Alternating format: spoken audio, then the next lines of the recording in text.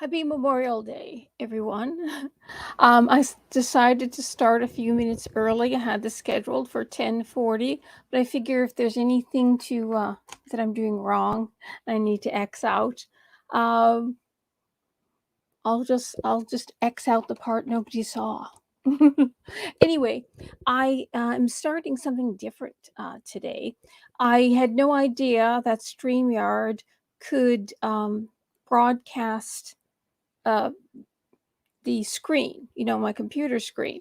And so instead of reading things when I click onto, and I'm reading my cell phone when I want to read an article or something, or to play something like if there's a video. Um, I didn't realize that I could do it all from here. I thought you needed some kind of special software for that. Let's see, you probably already know this. I'm sure everybody has shared it. I found this out about 10 years ago, and I don't know why I never did a video of it. Maybe because I never did a Memorial Day stream of it. Anyway, newly freed African Americans who fought in the Civil War decorated soldiers' graves on the first cited Memorial Day on May 1st, 1865. More than 10,000 formerly enslaved people and white missionaries held a parade at a racetrack in Charleston, South Carolina. Memorial Day became a national holiday in 1889. The origin of Memorial Day is hotly debated, with many cities across the country claiming to have been the birthplace of the first. Those include Waterloo, New York, Carbondale, Illinois, among others. However, in Charleston, South Carolina, it is thought that one celebration occurred prior to any other in the country. In 1865, newly freed African Americans who were fighting in the Civil War decorated the graves of soldiers in the first recorded Memorial Day. According to Pulitzer Prize winning historian David W. Blight, at that point it was called Decoration Day. According to Blight's 2001 book, Race and Reunion: The Civil War in American Memory, on May 1st, 1865, more than 10,000 formerly enslaved people and white missionaries held a parade where school children, members of the Black Union battalions, and Black religious figures marched around a racetrack in Charleston. There was a file labeled First Decoration Day, and inside, on a piece of cardboard, was a narrative handwritten by an old veteran, plus a date referencing an article in the New York Tribune. That narrative told the essence of the story that I ended up telling in my book. This is apparently the author is, this is how they've written it.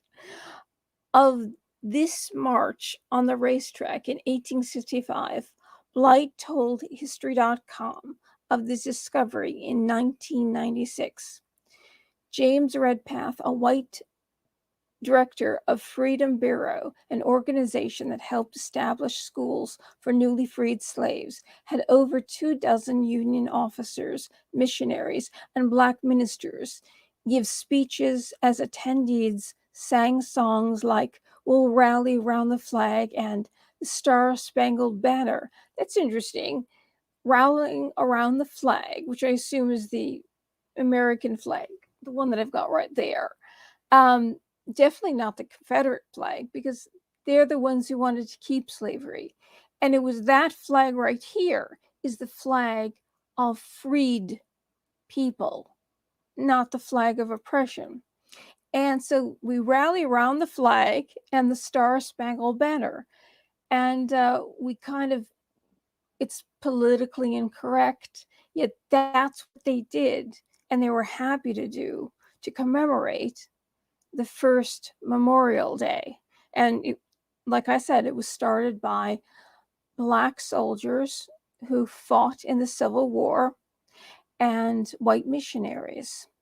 And there's the thought of it that it was that they couldn't figure out why it was suppressed and nobody knew that it was a black regiment that started Memorial Day. Apparently, it was white people in Charleston, and Charleston is a southern town. And apparently, they didn't want anybody to celebrate this, and I can imagine that the South didn't want to celebrate this at all because it was the ending of their way of life, the plantation. But there were also poor whites that didn't own any slaves, that just lived in the South, and they were just as good. A lot of them were mixed race, and they were because they're so poor, they were on the same level as freed slaves. But we're talking about the privileged, and we do know that there was black slave owners too that owned 10,000 slaves, black slaves, and there were free black Africans that owned them. So it's when you really look at it, and the first slave owner in America was a man named Anthony Johnson. He was African, wasn't American yet, but he was of African descent. He was born in America, and he was the first slave owner, the first one, before the white people with the white privilege owned it. And also the Native American tribes, about 3 tribes owned African slaves. And they weren't a member of, just like slaves in the South, they weren't American citizens because they were slaves. And they weren't citizens of the Native American tribes either. So they belonged nowhere until the end of the Civil War, and it was the end of slavery. And then the once slaves, African slaves, were free and were counted as citizens of America. So let's see what else I got here. I want to mention some other things tonight. Not just men that fought in the World War II, Civil War, World War II. I'm going to mention about some other people that die in gunfire every weekend, because I pulled up the stats on that. Let's see. Because we seem to be focused on, I don't know why, the media focuses on only the massacres, like the massacre that happened in Texas. And by right, they should be known, and something should be done about that. And it seems we don't quite know exactly what happened. Did the police just wait around, or were they inside the building? I hear now that they were inside the building, but it doesn't make sense because the teacher left the door open, and the classrooms were locked, so nobody could get in, just in case there is some kind of a mass shooting. They were supposedly prepared for it. But the strange thing is, well, as far as the story goes, last time I heard it, that finally after an hour, or about an hour, they got the key to the classroom from the janitor. So wouldn't you think that the police would, they get word, or a call comes in that somebody is in the school shooting up children, you would think that they would have the keys at the police department. I don't understand this at all. If they'd already prepared for something like this to happen, the teacher did leave the back door open, which I would question that teacher, because that's really strange. If the how the hell did he get in the schoolroom? The door to the schoolroom must not have been locked, because if he shot the door open, then the police could get in there because the door wasn't sealed. But apparently the doors are sealed to prevent somebody going into and shooting everyone up. So it doesn't make any sense to me why they don't have the keys on hand immediately. Here's the keys to every schoolroom, whatever room he's in, open them all up. And then they open it up and they move to the side. So if the shooter starts shooting out, nobody in the hallway gets killed. So they're prepared, but they didn't have the keys. So something is really, really missing here. And just to add, anytime you see a picture of the guy, Salvador Ramos, if you see a picture of him, that's him dead. If you look at the eyes are put on the computer, they're computer generated eyes. If you look at it and say there's something really wrong with this guy, it's not just a photograph of him when he was alive, it's a photograph of him dead. Like if you ever see photographs in the 19th century, you'll see, for some reason, the Victorian era, when a family member died, since they never got a photograph of the family, they would dress them up and sit them up in a chair, and the family would take a picture around them as if they were alive, which is really, really creepy. And there's a lot of those photos on the web, and I don't think a lot of the people who use those photos and show that they have no idea that there's actually a dead person there. And you can see that the person it's just a weird looking thing. Well, anyway, his picture looks to me like one of those pictures. Anyway, let's go to a little brighter thing. Let's see. Now, you may not know about this particular hero, and we may not have one, well, maybe, but the guy named Audie Murphy, he wasn't even 18 years old, and he signed up for the army because he wanted to go and fight in World War II. And his family were sharecroppers. His father took off.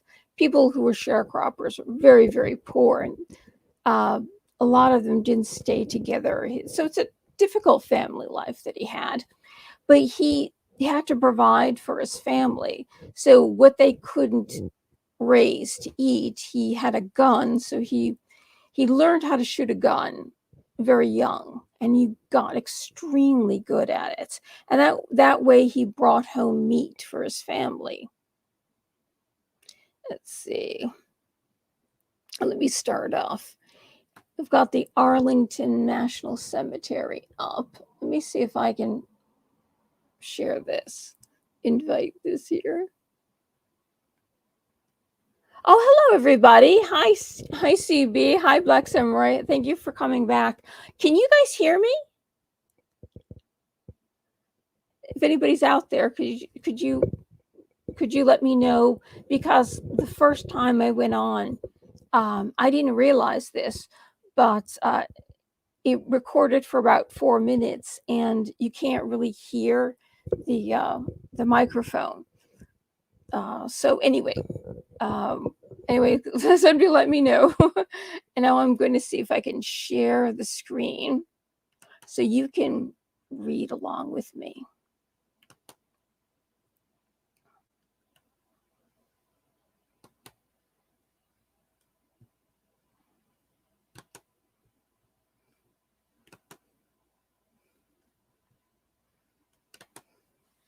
Okay.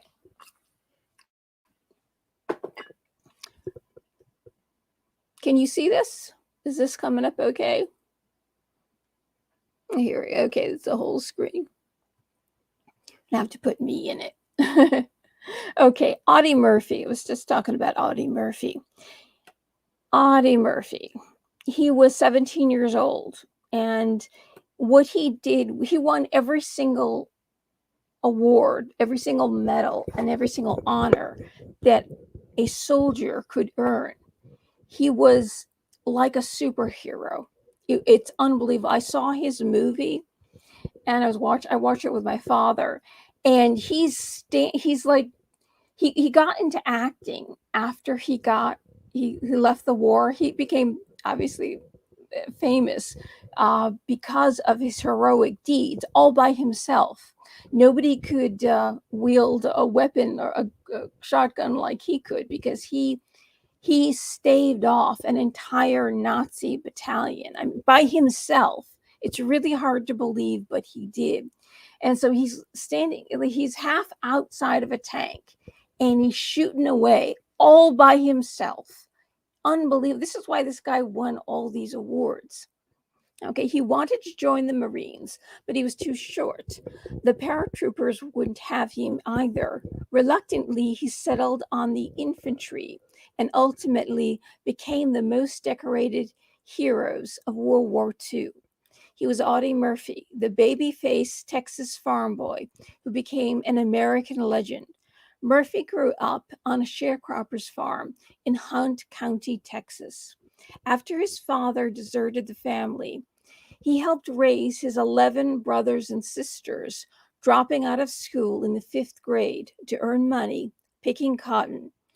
He was 16 years old when his mother died, and his mother died too. How about that? This is like, what a hard luck story. It's unbelievable what he did. And he watched as his siblings were doled out to an orphanage or to relatives seeking an escape from this difficult life. Murphy enlisted in the Army in 1942, falsifying his birth certificate so that he appeared to be 18, 1 year older than he actually was. Following basic training, Murphy was assigned to the 15th Regiment, 3rd Infantry Division in North Africa, first entering combat in July 1943. During the invasion of Sicily, he proved himself to be a proficient marksman and a highly skilled soldier. He consistently demonstrated how well he understood the techniques of small unit action. Murphy landed at Salerno, Italy, to fight in the Volturno River campaign, and then at Anzio to be part of the Allied force that fought its way to Rome. Throughout these campaigns, Murphy's skill earned him advancements in rank because many of his superior officers were being transferred, wounded, or killed. After the capture of Rome in June 1944, Murphy earned his first decoration for gallantry. Shortly thereafter, his unit was withdrawn from Italy to train for Operation Avil Dragon, the invasion of southern France that that began on August 15th, 1944. During 7 weeks of fighting that had successful campaign, Murphy's division suffered 4,500 casualties, and he became one of the most decorated men in his company. But his biggest test was yet to come. On January 26, 1945, near the village of Halswir in eastern France, Lieutenant Murphy's forward positions came under fierce attack by the Germans against the onslaught of 6 Panzer tanks and 250 infantrymen. Murphy ordered his men to fall back to better their defenses. Alone, he mounted an abandoned burning tank destroyer, and with a single machine gun, contested the enemy's advance, wounded in the leg. During the heavy fire, Murphy remained there for nearly an hour, repelling the attack of German soldiers on 3 sides and single-handedly killing 50 of them. Oh my God. His courageous performance stalled the German advance and allowed him to lead his men in the counterattack, which ultimately drove the enemy from Halswir even though that's in France, you can tell that's a German name. It must be right on the border, you know. My father would tell me all of that. I mean, if he was alive, he knew all this by heart. I mean, there's nothing more beloved to my father than World War II. And he did and go to the enter the army. Before that, he became a merchant marine with his brother because he was in foster homes, and his mother moved back to Canada. His father died at 52, and so he joined the merchant marines because he wasn't old enough to be in the army. And he said that he missed out. He missed out on World War II. He missed out on all the killing and the blood. Oh my God. But apparently there's something about World War II. I think when we know what happened, and it was the largest war that we've ever had, bigger than World War I. And we're fighting two empires, the Nazi regime and the Empire of Japan. And we're talking about fascistic regimes, and being under the Japanese rule wouldn't be good either. That wasn't for some reason the Japanese wanted to take over the world, and they were all ready to die. And they were told, the people of Japan were told, that if the Americans or Allied forces land on Japan, every single man, woman, and child made themselves sharpened. They would what they made it out of. Each one had a weapon that was so sharp they were ready to kill everyone. So if we landed on the country of Japan, most of us would get killed. They said that the two bombs that were dropped on Hiroshima and Nagasaki, the amount of people that died was very, very small compared to the millions that would have died if the war had continued. And another story, I'll get it on another day, that the prisoners of war, the American, or especially America, for some reason they hated America. That's why they bombed Pearl Harbor. And Roosevelt knew that Pearl Harbor was going to be bombed, but he promised the mothers, the American mothers, that not one drop of blood, of American sons' blood, would be shed on foreign soil. But he had to get in the war. But so their intelligence told him that that Pearl Harbor was going to be bombed by kamikaze fighters. If you don't know, they used their planes as a bomb.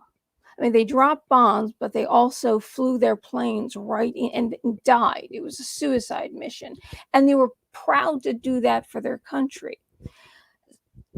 So when you think of the force that we were fighting against, when somebody is not trying to save their own lives for the sake of the mission, that they know what they do is going to blow a lot of people up, but they're going to die doing it. It's a force that, I don't think anybody in America would do it. I don't think we have anyone made out of that kind of tough stock. But anyway, the POWs, I heard in detail what the Japanese did to American soldiers, the sick experiments. I'll read it one day, and I'll read the whole thing. I have a few things that I remember in my head that are just unbelievable. You think you've heard of sick experiments. This was unbelievable. And strange operations where they would sew one soldier to the other. And of course they just watched as they died. They would,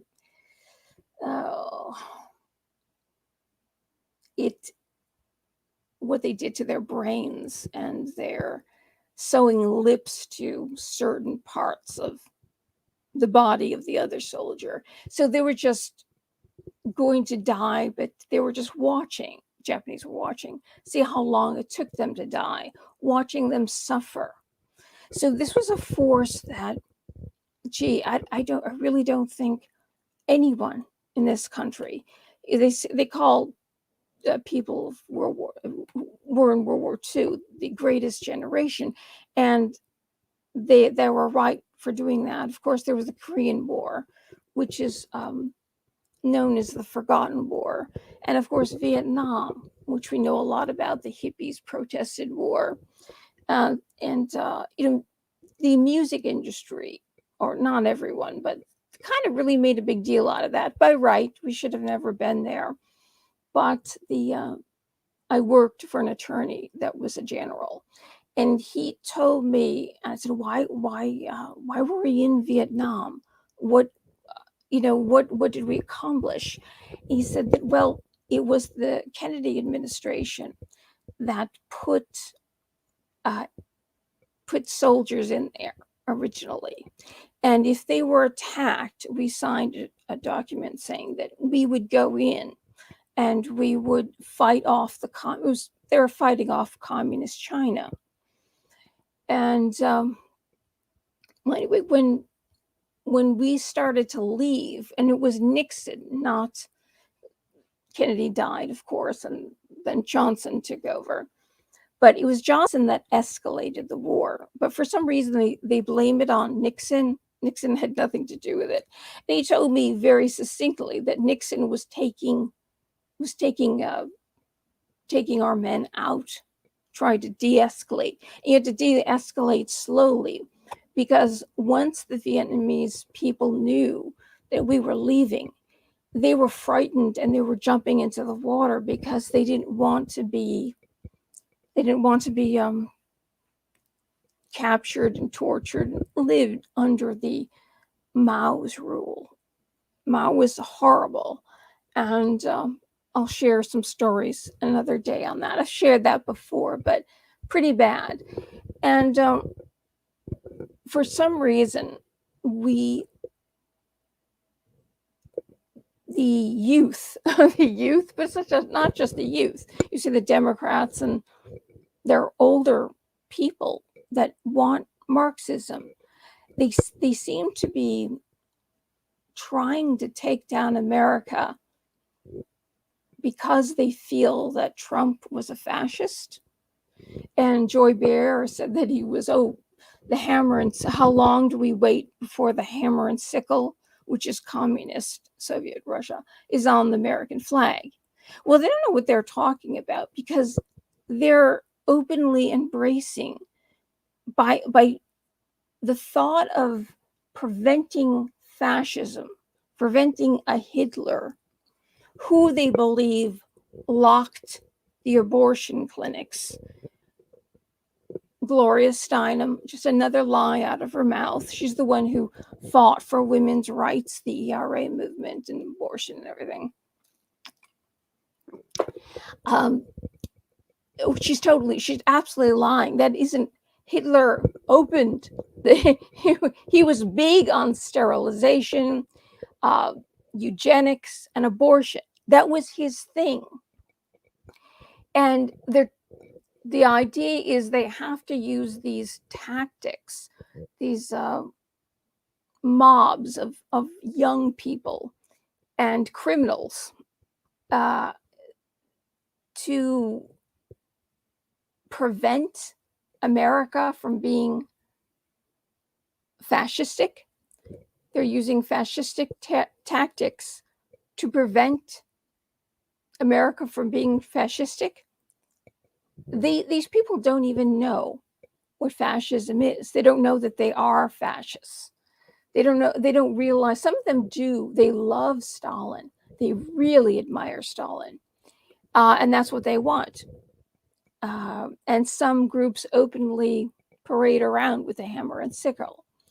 And why the Democrat Party? Why you see these Hollywood celebrities that should know better, that they're on the side of people who want to be communists. They want to be fascists. For what end? Of course, we had that thing in Davos that we didn't have the thing, but Schwab and the elite of the world, the very wealthy of the world, have decided the way our lives are going to be run. We are nothing but drones. We're nothing to them. They're smart. They're wealthy. They want to own the whole world. It's crazy. It's sick. And if you listen to Klaus Schwab speak, oh my God, it's frightening. He's absolutely frightening. If you ever saw, is a Bond villain, but it's very reminiscent of villains that want to take over the world that we've seen in movies, and not just Bond. I know I've seen others in other places. I don't know why we don't see what's obvious, and they say, oh, for the sake of climate change. And how long have I been saying carbon dioxide? Just plant some trees. Where's Sting? Or Sting had that campaign saying that we have to replant the rainforest. Otherwise, people of the world during the winter climates are dependent on oxygen because trees breathe in carbon dioxide, so do all plants, and breathe out oxygen. Yet they're taking down the whole world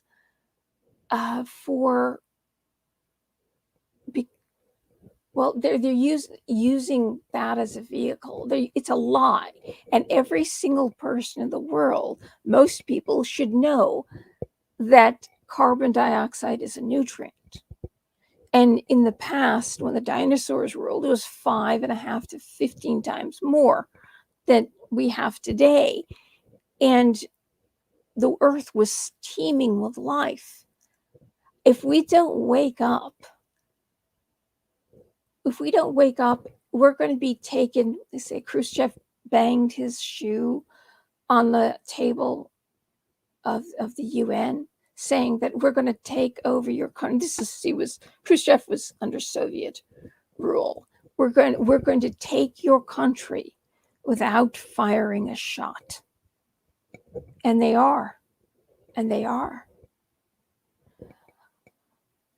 We're one day, the people who fought for this, one day they're going to realize that they own nothing and they're not going to be happy.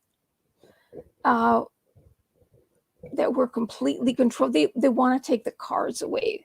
I mean, we can't afford electric cars. They say we have to get electric cars, and those batteries are toxic to the environment. Solar panels, they're destroying forests. They're destroying the environment to fill the land with solar panels that break down quickly and are toxic. They don't recycle. These windmills don't. Not only do they not recycle, you cannot store this energy in batteries. This is the biggest farce. And remember when Michael Moore, he made those documentaries, Fahrenheit 9/11, and he's extremely left-wing. And he made a movie. I never saw it. I didn't even realize he was making the movie. But I don't need to see it. I know everything that was in the movie because I've already researched this myself. Notice how none of the Hollywood completely shunned it. Nobody's talking about it. You think one of the leftists in Hollywood, look at this. I mean, Michael Moore is not a conservative. He's not a Trump supporter. He's extremely far left. And he tried to get the truth out, and nobody is listening. None of the lefties are listening. They're letting go our freedom. They're flushing it down the toilet. And they're flushing their own freedom down the toilet. And we had tens of millions of people die in World War II. And not to mention hundreds of thousands of American lives. I think it's like 500,000. I could be wrong, but I think it's about 500,000 American lives were lost. And we had to go over there, and the loss was great. People paid with their lives. Young men and women joined as well. There were WACs, but they didn't fight. They weren't. They didn't fight like the men. It was always men that fought. All these young men fought and died for. They were brutally massacred. There was a little clip I wanted to play you, but I bet I'm going to have trouble with the audio, so I won't play it. I'll just kind of tell you. Charles During, he's an actor. He was in World War II. And I remember the story that he told. And it's true, if you saw Private Ryan, the bullets, when they landed on Normandy Beach, the bullets went through the water, into the water, and killed soldiers in the water. So as they were being unloaded to fight, they never got to the shore. And he said that there was one young boy, who looked at his body, his insides had been blown out, and he was lying on the ground. And he said, I don't know how they're going to put me back together.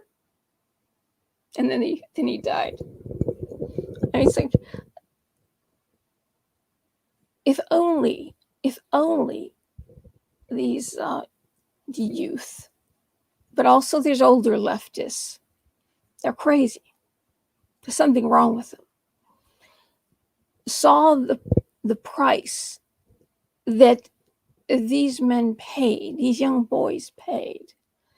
And imagine they gave us this idea, or they painted a picture in Vietnam about how young boys went off to fight and die, and how awful that was. But every war was like that. And here it is, Audie Murphy, who fought off Germans by himself. Unbelievable. And we say the youth today, we don't know his story. We don't know his poverty. And then he spent 21 years in Hollywood because he was injured. So he couldn't continue in the army. But if he did, he certainly would have been general, 4-star general, like Patton. So why is it that nobody wants to go to war, and they hate the people who do because they're American citizens? See, I'll come back here. Let's see. Let me try.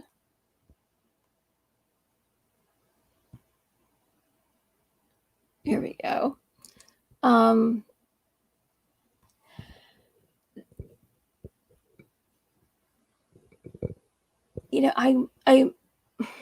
speechless. I'm speechless because I've seen so many.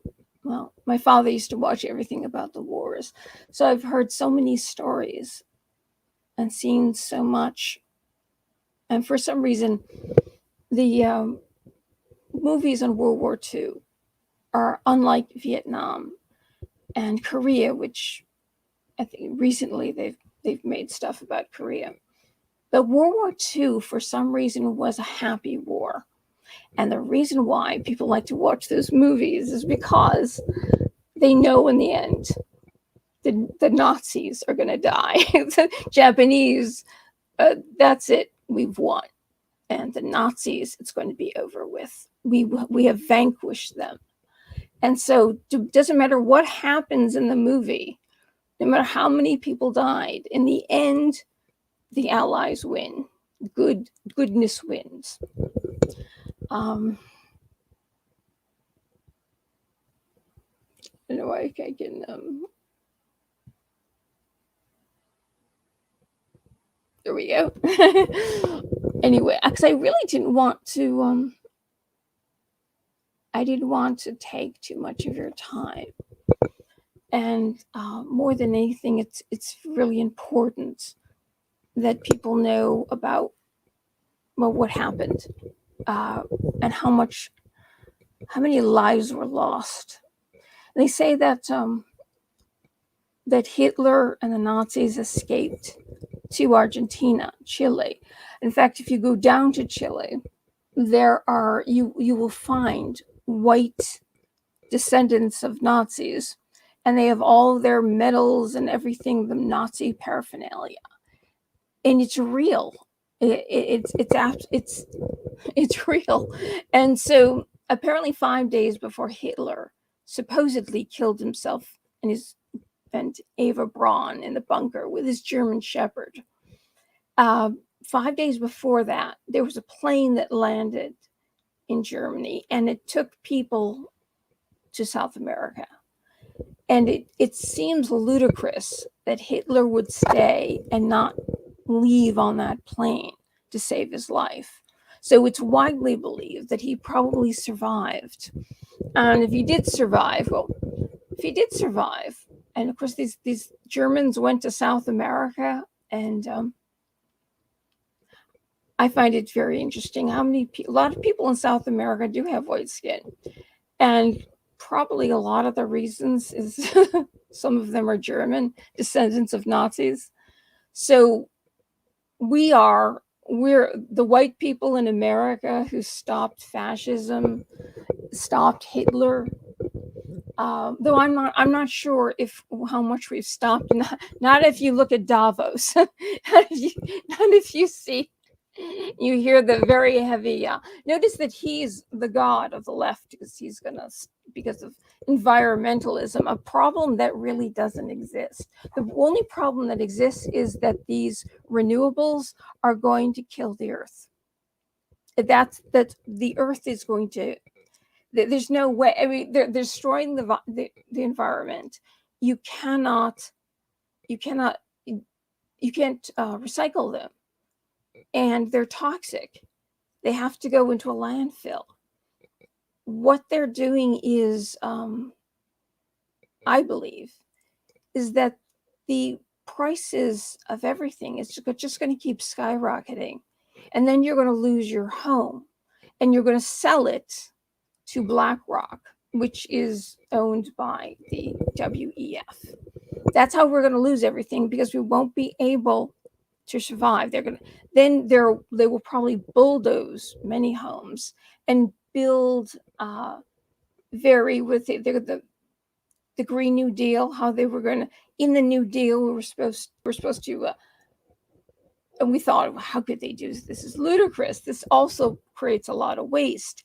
Is bulldoze homes and rebuild them, build back better. That's what's going to happen. We are going to have to sell for the sake of surviving, because we won't be able to survive with the prices going through the roof. And they will buy everything. And it's going to be like in the Soviet Union. That's what they did. They built cement row houses. And each row house, they're really tall buildings made of cement.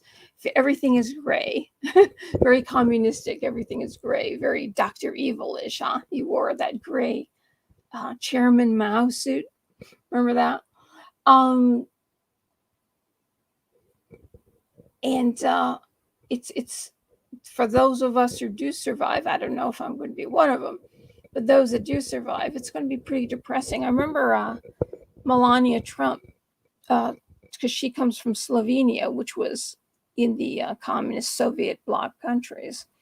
She told us a story about what it was like living in those row houses, and it was pretty depressing. It was pretty miserable. So this is what they've got planned. And I've been thinking for a while that maybe they want to empty out South America, because there's great real estate down there. It would make sense. Put everybody up here, which if it makes no sense, because if you care about the environment, I mean, we usually get droughts in the summer, and California has droughts all the time. So why would you want to fill the country up with millions and millions and millions more people? Because Gates in China are buying up our farmland, and they're opening Gates and what's his face, the android from Facebook. They're opening up their own baby formula company. They already had this plant. So, and also the food that's going to be grown, Gates is buying of course, there's going to be a lot more farmland because the farmers can't afford fertilizer. It went from $200 a ton to $900. I'm sure it's over $900 now. They can't afford it. So the prices of food is going to go through the roof. And there won't be enough food for us. We're getting starved out. So if you just thought of two things, water and sewer pipes, if you keep bringing people into this country, either we're going to have to dig our own toilets, like little outhouse on the prairie. We're going to have to dig our own toilets because the sewer pipes are going to burst and there's not enough water. But with the drugs flowing over the border and the overdoses are skyrocketing, and of course suicides are skyrocketing, they say that's how they get the drug mules, get the people, the cartels, get the people over the or the drugs over the border, and human trafficking, is that they have the people coming over the border go directly to the border agents. And so the border agents are completely distracted because there's this, thousands of people filing in. And while that's going on, nobody's watching what's coming over the border. And there comes the drug, the human trafficking. So that's going to take care of a lot of us. And I'd love to do a prayer, but maybe not tonight. I'm kind of tired. It's been a long day. But whether I do it with you or not, we really have to pray. And if you don't believe that there's a God, send good energy and love out. They say what we send out comes back to us, that it goes up. When you enter a room and there's somebody happy in the room, everybody's laughing, there's a lightness, there's a buoyancy. Or even if nobody's laughing, but people are just pleasant and happy, you can feel it. You can feel it though you're not even near them. You just sense it. Or if you enter a room where everybody's miserable, or people are dying, or people are angry, you can feel it. Even if they don't say anything, you can feel it. So if you don't believe in a God, if we meditate, stop in our day, become peaceful, and visualize peace in the world, and visualize and just see if you can experience what pure love feels like. What do you call it? Unconditional love. Just whatever, if it's an animal, if it's your children, if it's, I like the beach. I haven't been to the beach in ages, but a beautiful tropical beach. Whatever brings you peace and happiness. And if you just be in that peace and happiness and imagine that peace, feeling that, leaving your body and just filling up the world, I think that might it might help. Because like I said, we can feel when we can even feel when some violent thing has happened. We've go to a house or a piece of land, you can feel it, that something has occurred there. So if we create peace and send out love and happiness, I think there's a possibility that then we might be able to affect the world. I know it sounds like a Marianne Williamson thing. I haven't watched her videos yet, but I did sub. And one of the videos says that we have to get rid of assault weapons.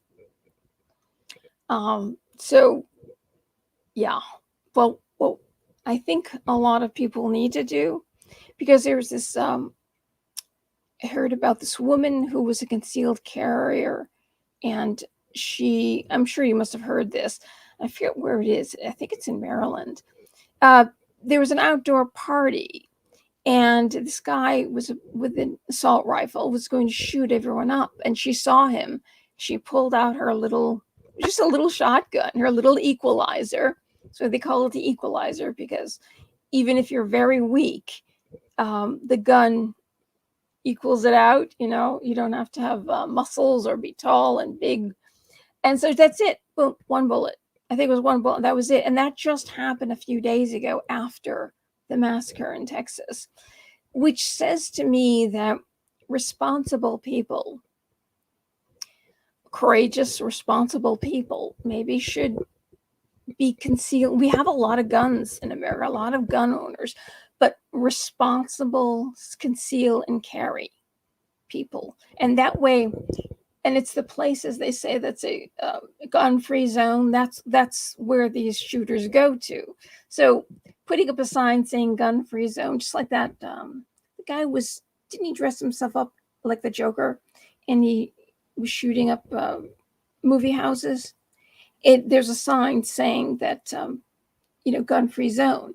And he said when they arrested him that he went there because he knew it was a gun-free zone. He passed over one theater complex that didn't have the sign gun-free zone, because if there's one person with an equalizer, it's a little whatever kind of gun that 007 had. He has the little gun, like a girly gun. If you just have a little gun, oh look, it's a mass shooter. Poop, gone, done. And it only takes one person who really knows how to use a gun and is very confident, very courageous people, and we've got them. I think we probably have enough of them in America, that if we had maybe more concealed carry people, people who have guns, people know how to shoot them, but just be a concealed carrier. Legal, everything legal, because these people we can trust. And it seems like the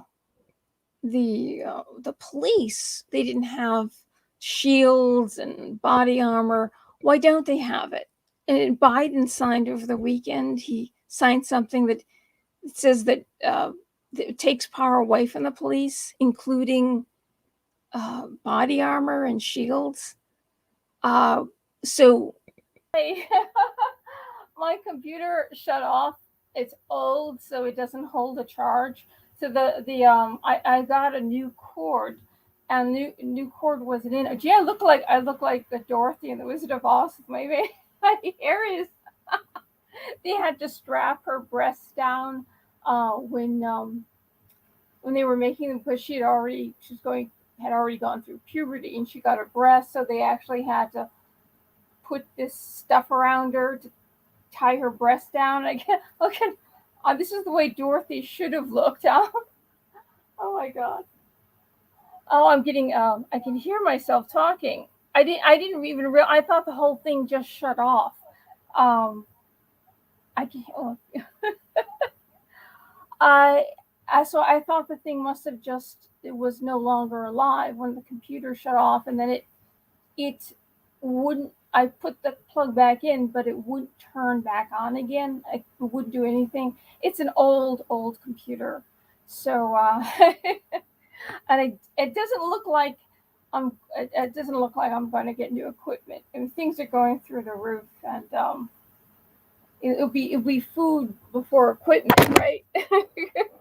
Anyway, so I forget where I was talking about Klaus Schwab and Davos, and that they feel they have a right, that they know better, they know what's better. Because it's their world. It's not our world. It's their world. Even if we own the property, it's not ours. It's theirs. So the prices are just going up and up and up. It's not going to stop. And it's going to take not just the Republicans, every Republican, but the Democrats too, to defect, to stop what's happening. And I can imagine that they all want to be part of the group that's in charge, not the underlings like we are. And little do they know that with any communist takeover, and you've got the dictator at the top, as long as you're below the dictator, your life is not spared if the dictator wants you to die. Um,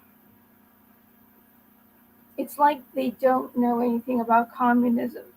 They don't know anything about uh, Hitler. And I just read just now that Trudeau is banning the sale of any new handguns. Well, the first thing Hitler did was take the guns away. And if the Jews, the Gypsies, the Jehovah's Witnesses, homosexuals, Catholics, unless you're a Catholic that as long as you put the Nazi Party first, even if it's where his initials are GS, that he marched his own people to into the ovens. As long as you put the Nazi Party first, then you're okay. See, that has to be your God. God is supposed to be below the Nazi Party.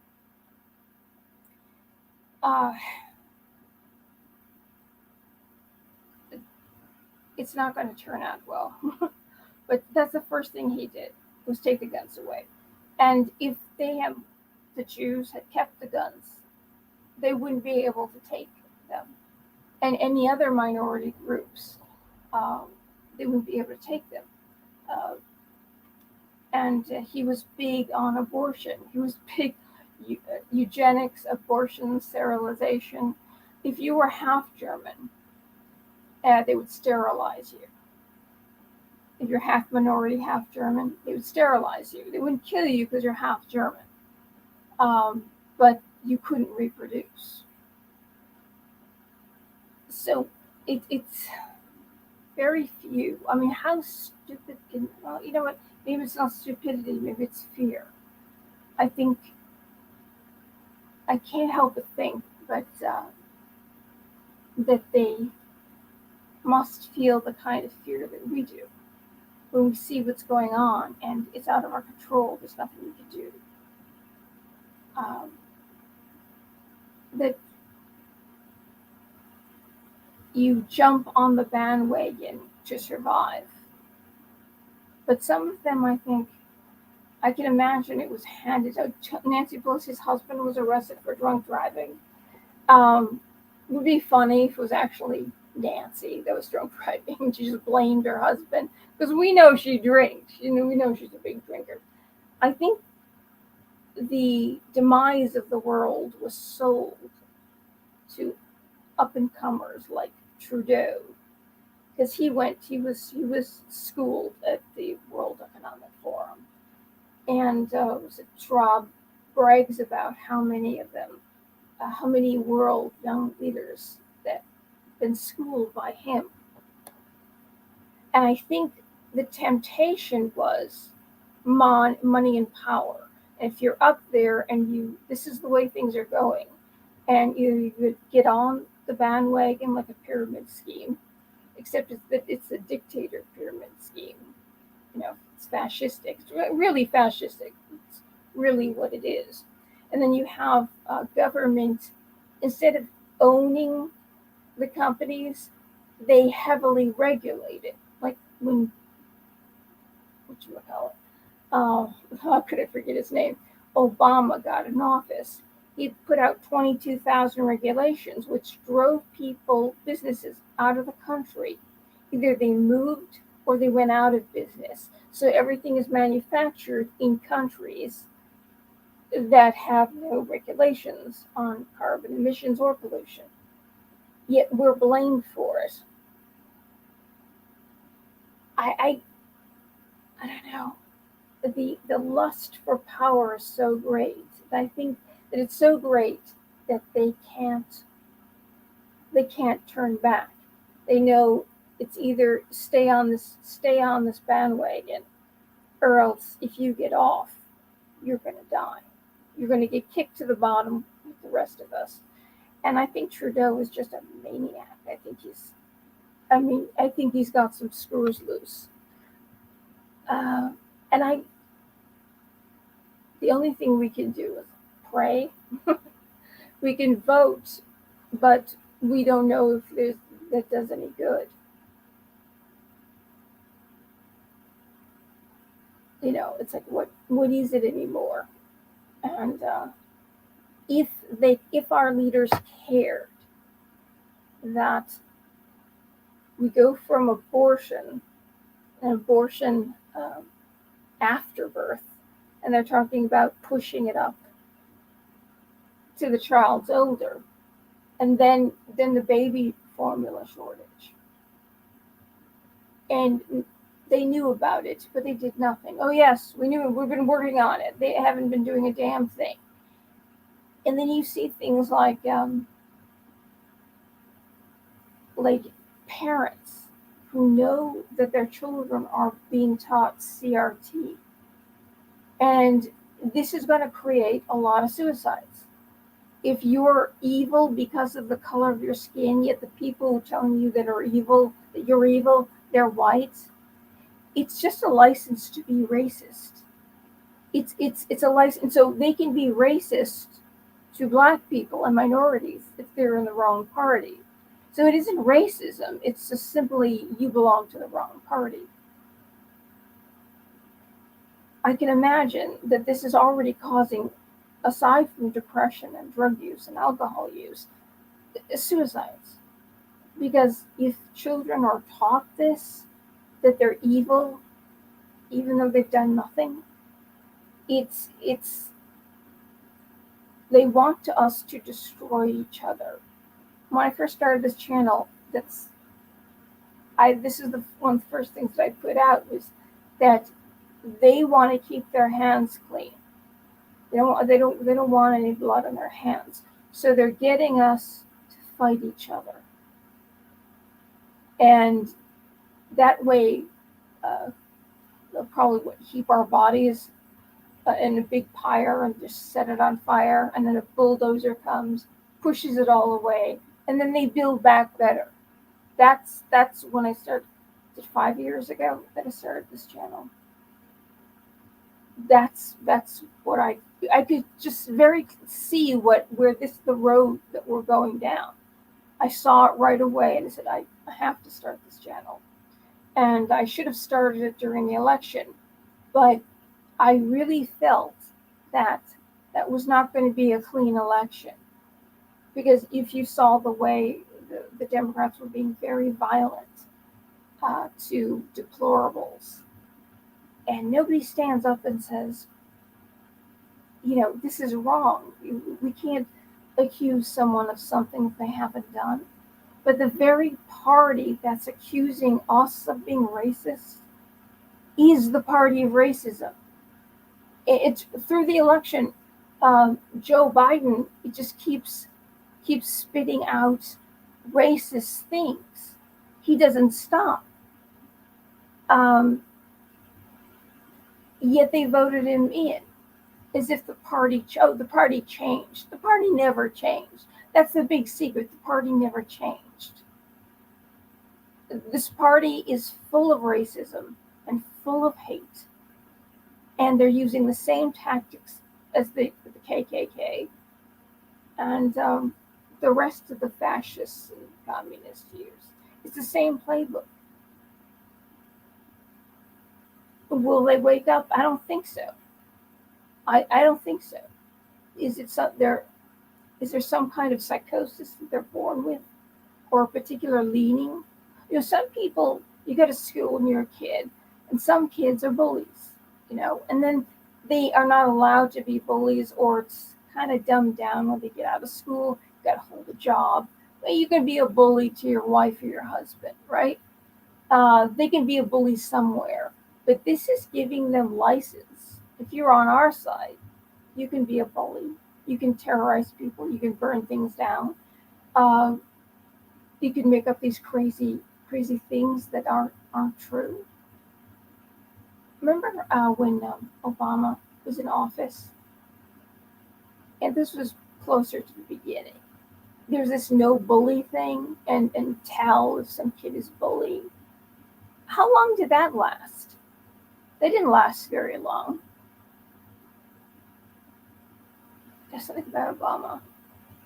I was actually I put all these tabs up, and I'm not quite sure if the sound works. There's something Obama did that I wanted to mention tonight. I don't remember what it is. But if you think he's not running the country, you've got another thing coming. He said he was going to. He said he was never going to leave when Trump got into office. He said he was going to stay in Washington, D.C. It's where he bought a house, and it was his offices. And he even said that he was going to be in control of groups around the country that were going to make sure that Trump wasn't going to get elected again. He told us this. And in an interview, they asked him, I'm still trying to find the video clip. I should have marked it. I should have put it in a playlist, but I did. They asked him, what would you do in your third term? He goes, well, I can't have a third term. Well, I would be somewhere maybe in the basement, and then I would talk into it, and there'd be a thing in the president's ear, and I would tell him what to say. And it sounds to me like that makes sense. And Psaki twice made a mistake saying President Obama. She corrected herself, but twice. You don't, those mistakes just don't happen. John Harrison, it's not just the wealthy and intelligentsia at the opposite end of the socio-political spectrum. The people tend to be vapid, pleasure-seeking vulgarians. True. The whole world seems to be going cuckoo. Amy says she's cuckoo too. My kids had what I'd say mild negative reinforcement while in high school, and both suffer from it. Yeah, you what's happening is that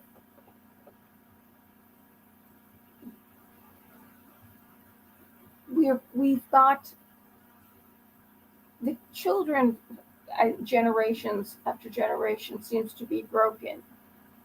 As it was, they were already broken, and now they're breaking the rest of them with the CRT, with telling them in kindergarten or nursery school that they may be something else, a different gender.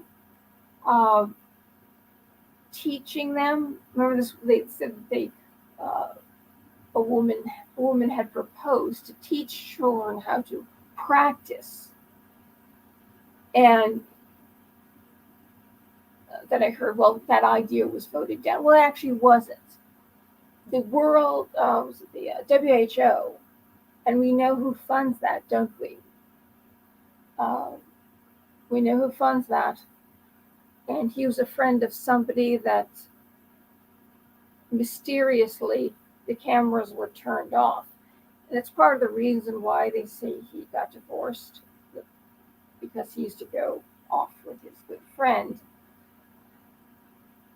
If you look at, and I have to find it, I have to go back and try to find where it is. The WHO suggests for children 0 to 4 be taught how to do that, to practice. 0 to 4.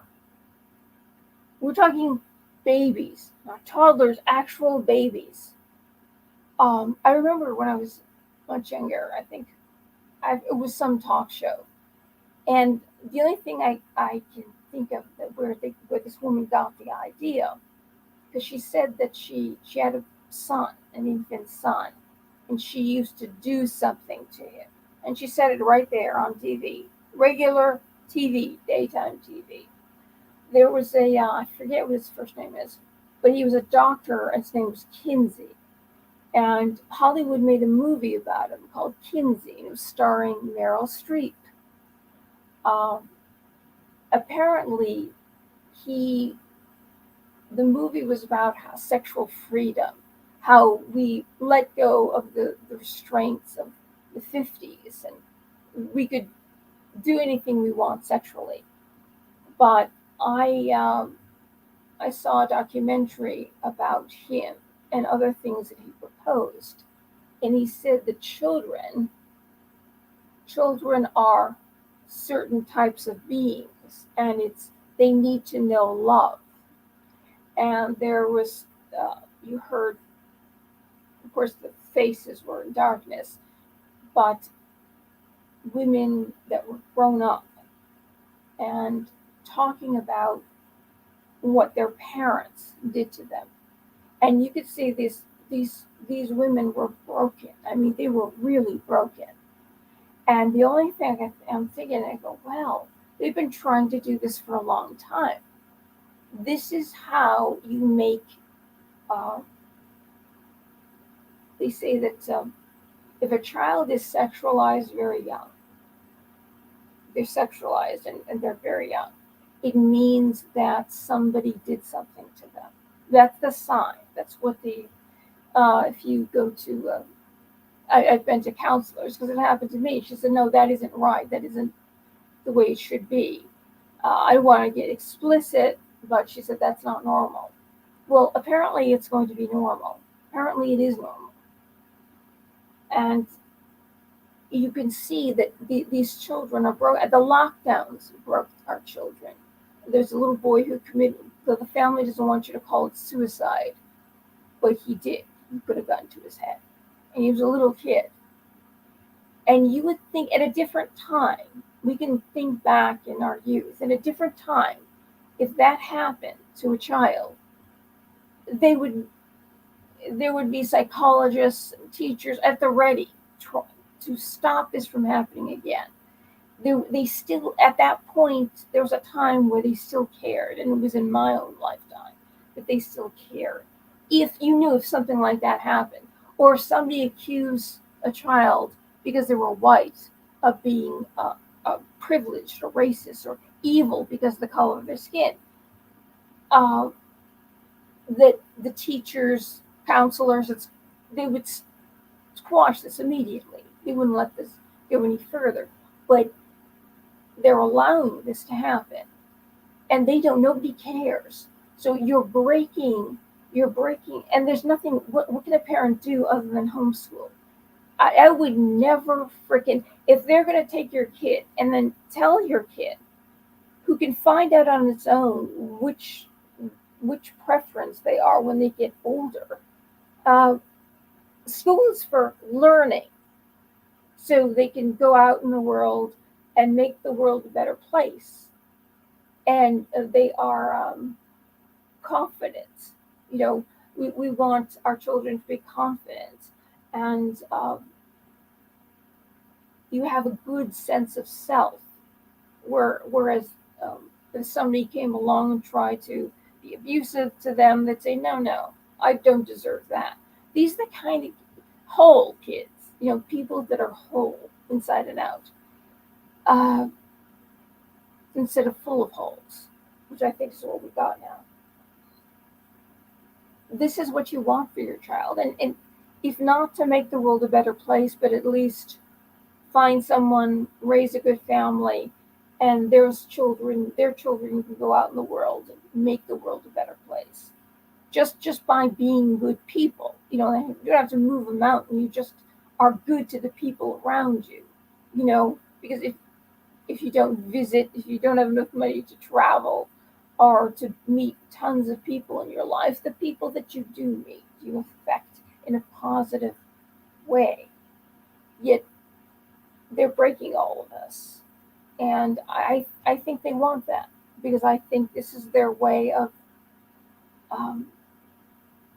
getting rid of us. It's obviously people are committing suicide. Children are committing suicide. There's enough, and they're letting the drugs flow over the border. There's no stopping it. It's human trafficking, sex trafficking. Who's getting the payoff? Somebody must be making money from this, because unless they're making money, they would stop it instead of just doing what was right. There was a time when most of the people would do what was right. There were some leaders that would do things the right thing, even if they didn't make money on it, just to do the right thing. And I see how many generations, how big was the population that this a large part of the population has latched onto this. Definitely our leaders, because they got to we know who they is. We know. And that's the funny thing, is that they're telling us, because they don't care anymore. They're even telling us, yes, Hunter Biden's laptop was real. The Russia collusion thing was a lie. They don't care anymore that we know, because we, rules for thee, but not for me. And that's what they're doing. They don't care. And we know, just like in a communist country, well, you're the worker drone. You're just a cell in the state, and your whole life is doing whatever for the state. And they'll off you whenever they want to. We know we're here and they're there. So, oh, they're not wearing masks. Oh, they're going out to the French Laundry more than once. And COVID, they got money. They got millions of dollars from the COVID stimulus. And my own state has billions of dollars from COVID. It's supposed to go to COVID relief, which should actually go to the schools to make all schools safe. Which, like I said earlier, it doesn't make any sense why the police didn't have a key to all the rooms. Why didn't it? How did that fall? It's a low crime community. Isn't like everybody was so busy. Why didn't they have the key? I mean, wouldn't that make sense that there should be a game plan? The whole know exactly what to do. So they had a game plan going, except the vital thing is the keys to get in. Should a shooter be locked inside? So I hear from Brandon Tatum, who was a police officer for several years. He's got a channel on YouTube, and he said that that they did go in, they didn't wait, but they couldn't get into the room. Okay, so they waited outside of the room until the janitor gave them the keys, and he's all mad at everybody from his comment section. And he's just said, "Go ahead, unsub, go ahead." They did their job. That isn't true. It's whatever. I go, wait a second. Does this make sense to you?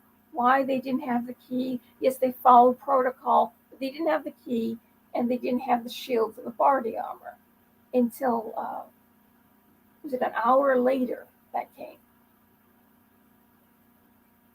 And then right after that happens, Biden signs that thing where police have less authority, and they're not going to get this military equipment for situations like this.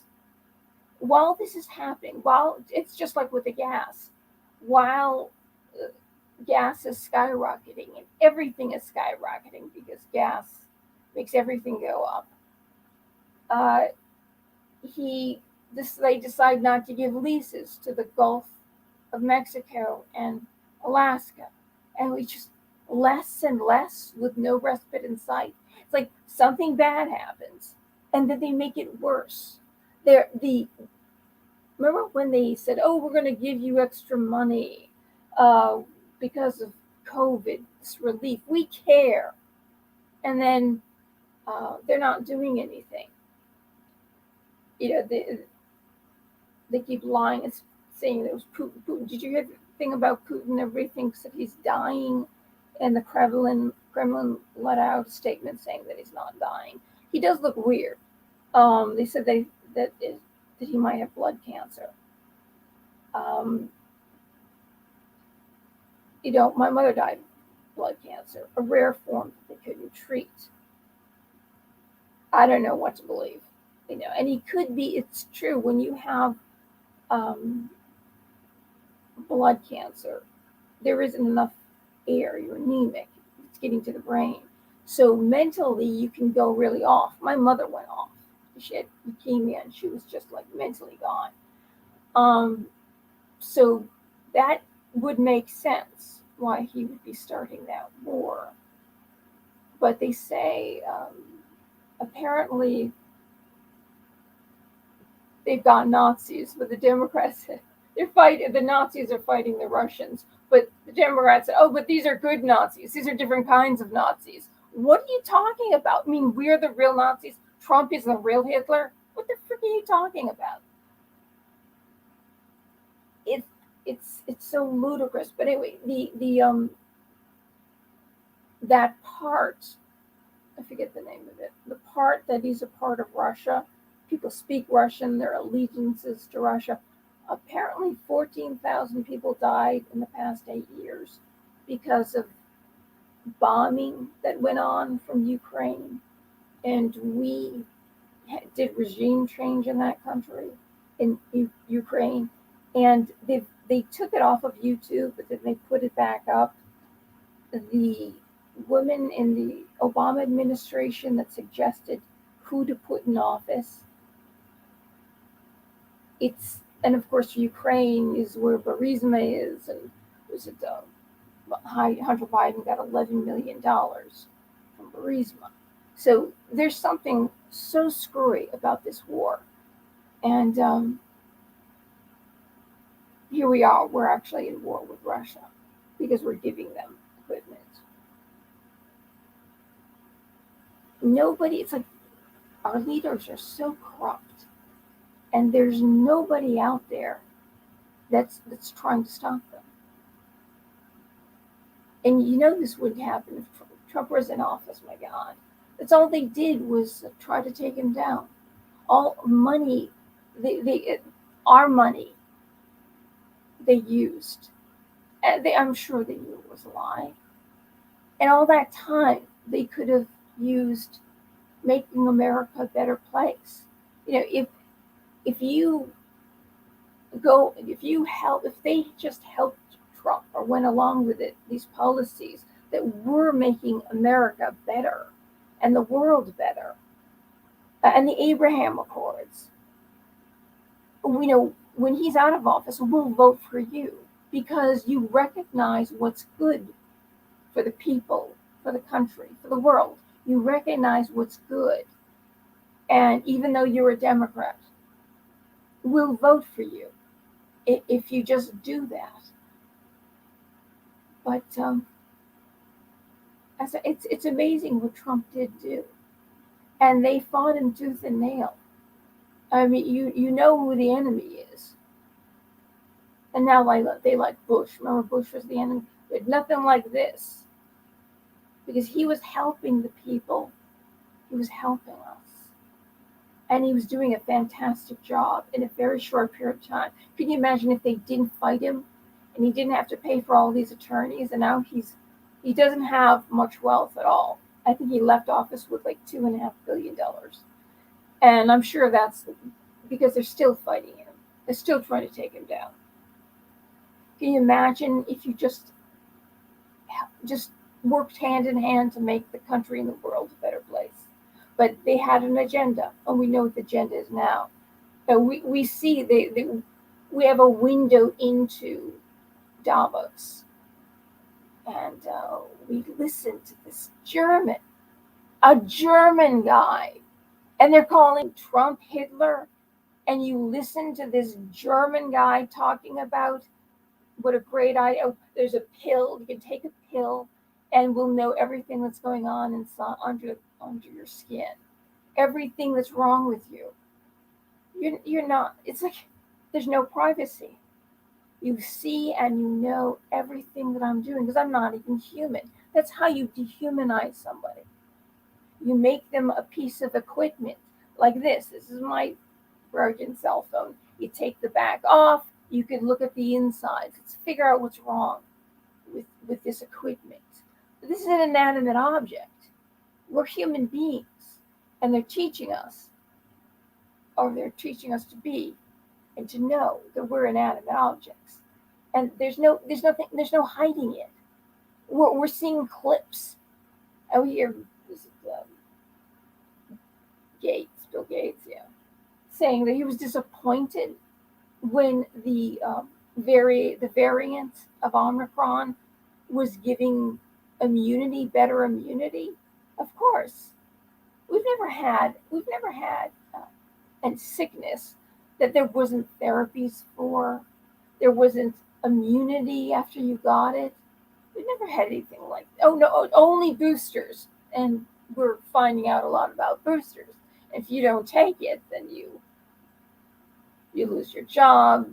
You know, your name is mud. It was the nurses and doctors that worked through the pandemic. First they were frontline workers. We put them on a pedestal, right? Or they put them on a pedestal. How fantastic! Oh, they were great, and all of a sudden, no, you don't. You're not going to take but you got it, and you have natural immunity. Well, if you don't take this, then not only do they lose their job, but they are blacklisted from working as a nurse or a doctor anywhere else. What is wrong with this? What is wrong with this?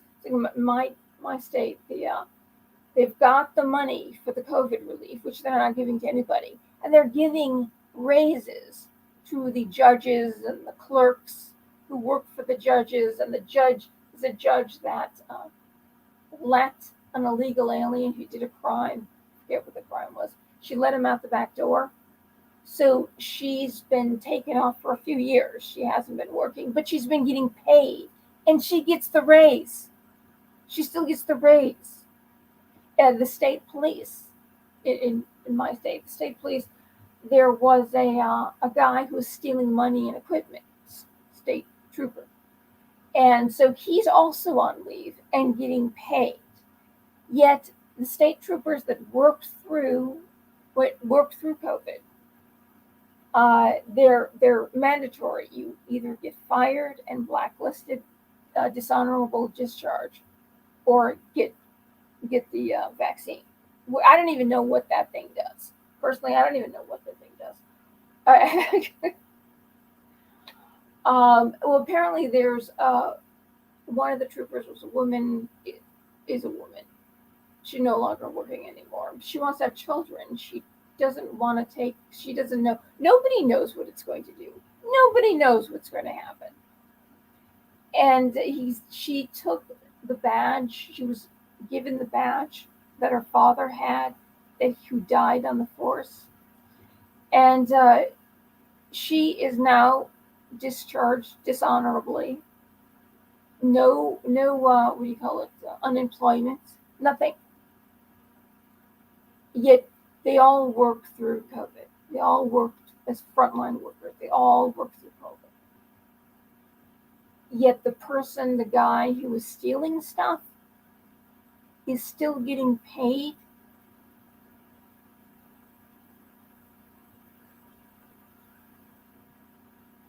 Where are our leaders? Where are our leaders? Why? They need to all stand up and just say, no, we can't do this. They're human beings. Yes, we vote ourselves pay. They all vote themselves pay raises, of course.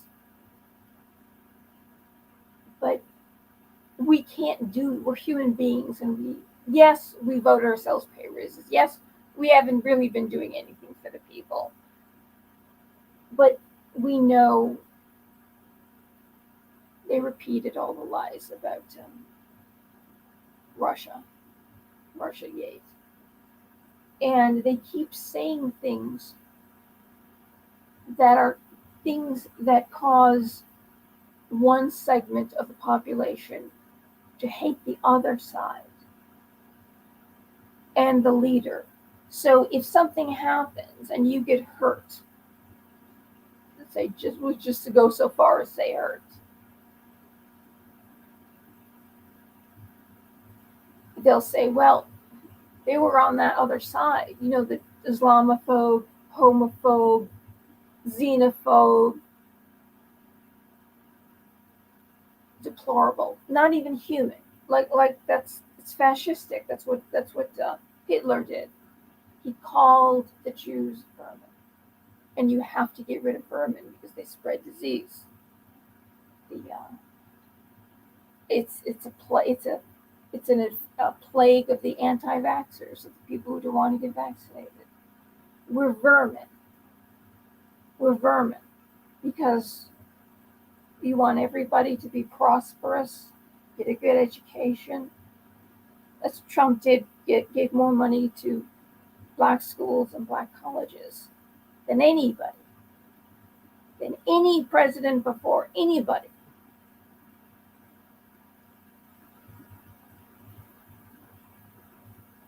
There's no way in God's green earth I can be a Democrat. You just know too much. See, wait a second, I'm not going to be a party that's causing violence. Oh, you were the party of the KKK. Not anymore. I read an article in the New York Times that was about the 1924 Democratic Convention. The KKK held a rally and marched down Main Street right into the Democratic Convention. And this is just like when you read about, I think it was an article for PBS, about how Native Americans enslaved other Native Americans, but they add a little thing at the bottom, but it's not racial. Oh, since they're the same race, it's okay. That's okay. Okay, it's not race. I'm glad they put that in the article. It's not. It's kind of like, okay, so if your family enslaves you, I thought there's a problem with that. If your family enslaves you, that's even closer than race, right? If the same race. I forget what I was about to say. Anybody knew what I said about before I mentioned the Native Americans? Oh yeah, the KKK. And this, I I I should have put this link somewhere, but I'm sure if you just type in 1924 Democratic Convention, KKK held a rally, marched down. If you type that in, that's how I found it. And apparently, the let's see, 85% were belonged to the KKK, but it said that there was these other uh, politicians, and a few people asked, "Hey, wait a second, are you the party of the KKK?" Well, it was only they were the KKK, but there were some that weren't. So there were some in the party that weren't, but 85-90% of it belongs to the KKK. But because this is how the New York Times is phrasing it, because there were some that weren't, that's the real Democrat Party. The other people that make the majority of the Democrat Party up, uh, they're not really the Democrats. If you were not a member of the KKK, and we know what they did, and 1/3 of all the people they lynched were white Republicans, because if you were against the Democrat Party, Republican against it, you also got lynched. And they also had a platform of they wanted to take all the guns away. You see, they wanted to keep the guns. You see, they wanted to keep the guns, but they didn't want the freed slaves, the freed slaves, yeah, to have guns. They didn't want the blood because when they came at night, They wanted to be able to lynch them and burn down everything that they owned. And Condoleezza Rice was on The View, and I don't watch The View, but I saw just her segment, and she put forward, and this is the reason why not only should the population be able to keep guns, she doesn't believe anybody should know who actually has the guns, because she said if her grandfather, I think it was her father. It was apparently it was at 1968, I think, was when the last lynching happened in the South, which FDR, who appointed the first open member of the KKK to the Supreme Court, first open member. Why would the Democrat Party do that? Wasn't he for poor people? But he loved fascism. He sent the brain trust over to Italy to find out all about fascism. He loved it. So it kind of makes sense. Everything kind of makes sense. Well, he wanted the New Deal signed because he wanted to get all the poor people and the free slaves back because they were Republican. And he let the Depression last much longer than it should have. He kept, because they wanted the people to suffer. Oh, gee whiz, wait a second. What's happening today? He could have ended the Depression, but he wanted, he had, was it 4 terms in office?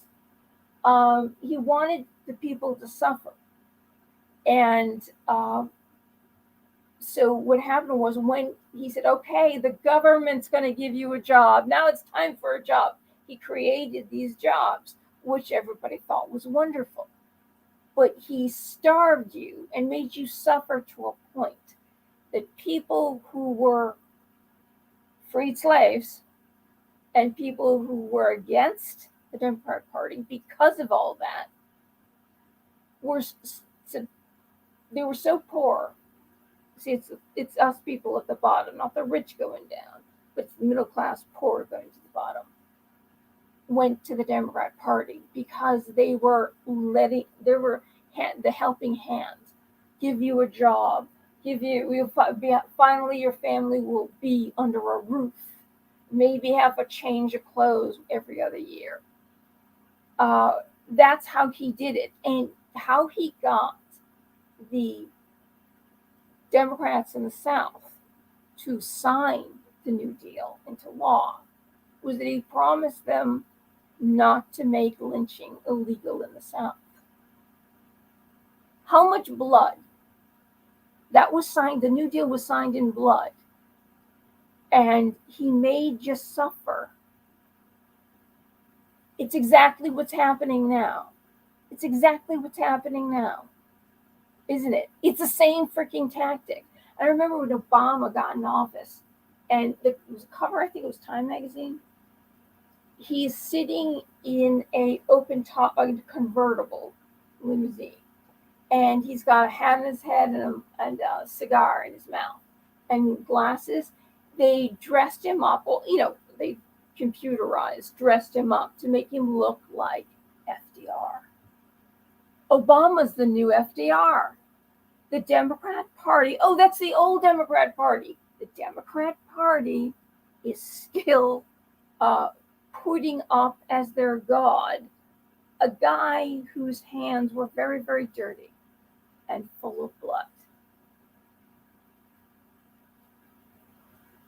And I remember, of course, it's not that long ago that Obama was elected, but I looked at it, I said, holy cow.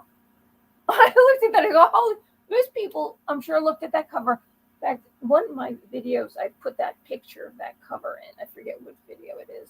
Most of my videos, over 400, are on private. I've taken down. I have like a little over 100 up. In one of my videos, I found that picture, and this is what they're doing. It's the same playbook. But FDR got it. See, what they did is that FDR, Truman took over, he dropped the bomb, Hiroshima, Nagasaki. And then Eisenhower became president. And the people, see, free and fair elections. We still had, though we don't know what, I mean, I don't trust anything anymore. But we elected Eisenhower. Well, I say we, obviously I wasn't there yet. But Eisenhower warned us of the military industrial complex. And here's a guy who's a 4-star general. Was it 5-star general? I forget. My father's going to come back from the dead and hit me over the head. Oh my God. For not knowing what the top general is. And I worked for a general. Military intelligence. It's the same thing, but we got out of that for a little while. And maybe they thought they would let, Eisenhower was a Republican. They'd let him in office because he's a general. He must love war. I'm trying to think, how did he get elected and how did he stay there? I don't think they realize that he saw the truth. He knew the truth and he warned us. I don't think they were expecting that. So they did it again. They're doing it again. They still do this. So Carter, he said that they told us that the oil and gas were running out. And so every other day, if you had an odd or an even number, if your license plate ended in an odd or an even number, even if your tank was empty, you had to go and get your thing filled. And they used to have these things back then. They were made out of metal, and they would carry gallons of gas. Then you have to get your friend to drive you to the gas station if your car didn't move because you couldn't get gas because you were wrong or whatever. So, and he changed speed on the highway to 55. Oh, the highway. Oh, that's another thing. In my town, there are at least 2 bridges that I've walked under because I walk wherever I go. And I couldn't afford a taxi last year, let alone this year. And you could see that the pillars are cracked. And the do-nothings, booty gig, we didn't know he was off with his, the adopted kids or something. And he was just laughing. It doesn't matter. He had no answer for the issue with the transportation. He's the transportation secretary. And the boats are like filled up in the harbor. And he's like, and then Granholm, well, what are you going to do about rising gas prices? I don't know. What's the price of gas? I don't know. Oh my God. They're literally just taking the money and doing nothing. He said, oh, well, of course you're not fixing the transportation sector. You're not fixing the highways. He said that the highways were racist. Highways are racist. How in freaking God's name are the highways racist? People, all sorts of minorities, and the people coming over the border were using the we're flying them around too. But some people get bussed. We're using those highways to get the people who are legally coming over the border into the country. So we don't have enough money to give to the poor Americans or the homeless Americans. We have to make sure that because what they do is they put them directly into housing. It's my state, it's an old army barracks, that they renovated it. They put them there, and then you have to have an address, because if you don't have an address, they don't know where to send the stuff to. This is where you are. We've got housing, permanent housing for you, Section 8 housing or EBT card, everything.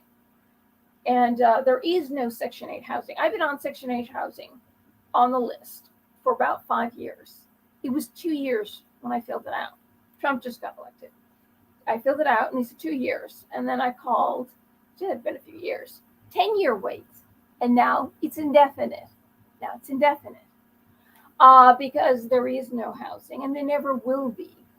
Because we have the privilege being born. We're privileged Americans. It's Saki that said that we have first world problems, not third. Soon it's going to be. We're going to have that taste of the third world very soon. Yeah, so you have the privilege as an American citizen to starve to death and die homeless on the streets of America. Well, at least it's not in a third world country, which it will be soon. And when those sewer pipes, that one thing, the sewer pipes alone, the sewer pipes are going to explode because once the population of a city gets bigger, you have to put in new sewer pipes. Oh, deflating. Fed Chair Jerome Powell has the same professed don't know, don't care attitude about money printing. Yeah. I don't know. I don't think. Hey, Joe Manchin, is Joe Manchin going to save us? Is Joe Manchin? Why doesn't he run for president? I don't know. There isn't enough. And Sidney Powell and her fire hose and the Kraken. Oh my! I was in the bathroom. I think I was doing my hair or something like that. Not as good as Lori Lightfoot does. She's a glamour gal, and she had her hair done when nobody could go to the hairdresser. Since Pelosi, she's a glamour gal. I heard. What the hell did I hear? I know. I hear these things. I'm in the bathroom. The TV's on. I can't hear it.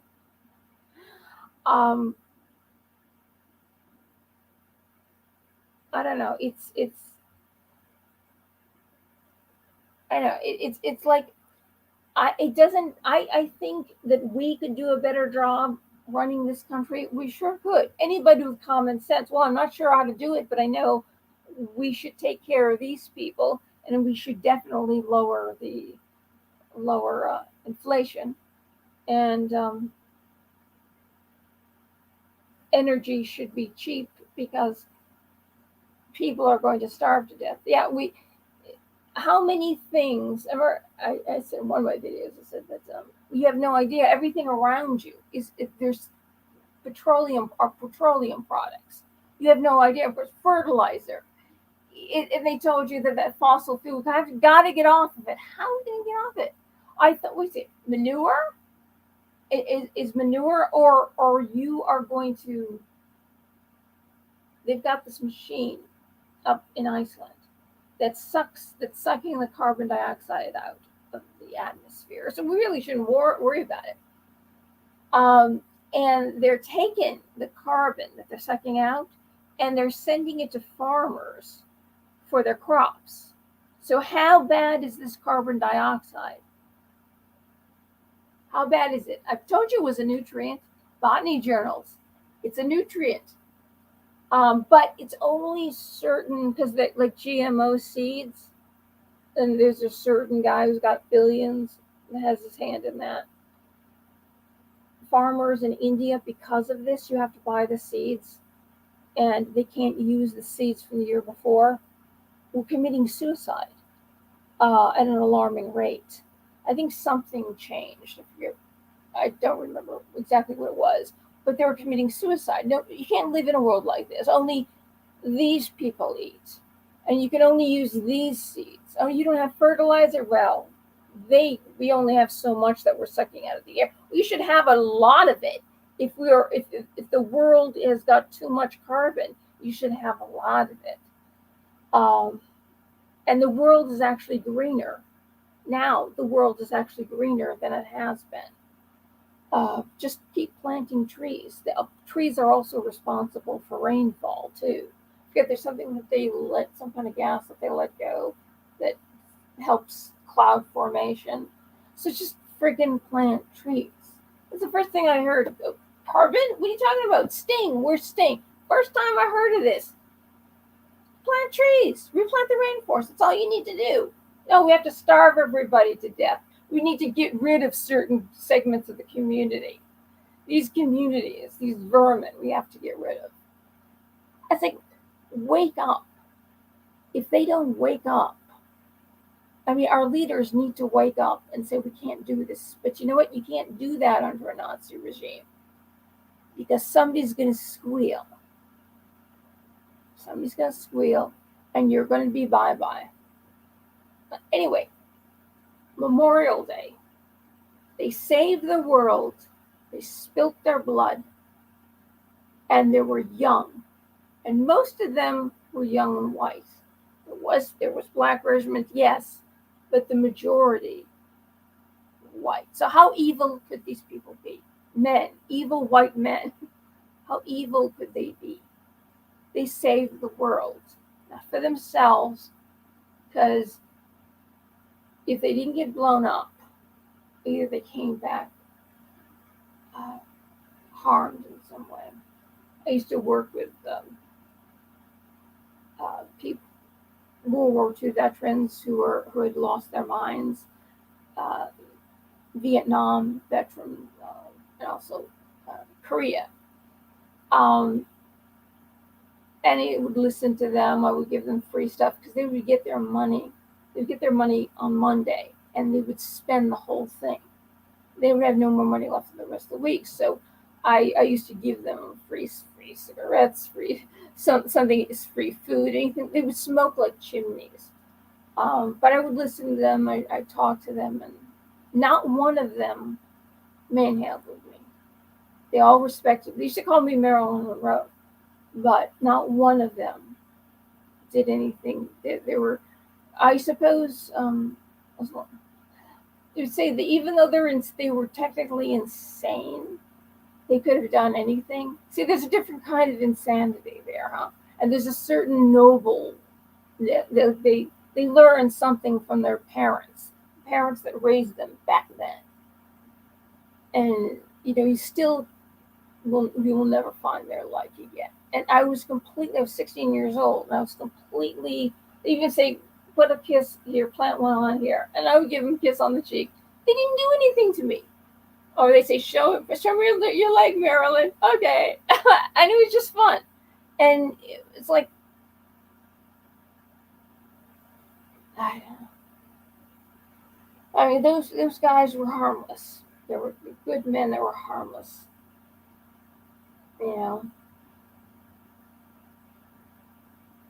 Pray. If I'm too tired to a prayer tonight. A guide. Maybe I will in the future do some kind of guided prayer, just to put more love and good energy into the world.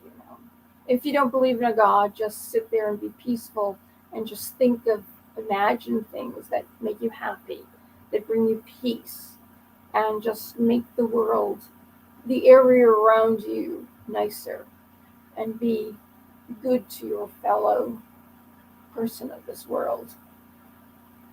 Affect the world in little ways, but in good ways.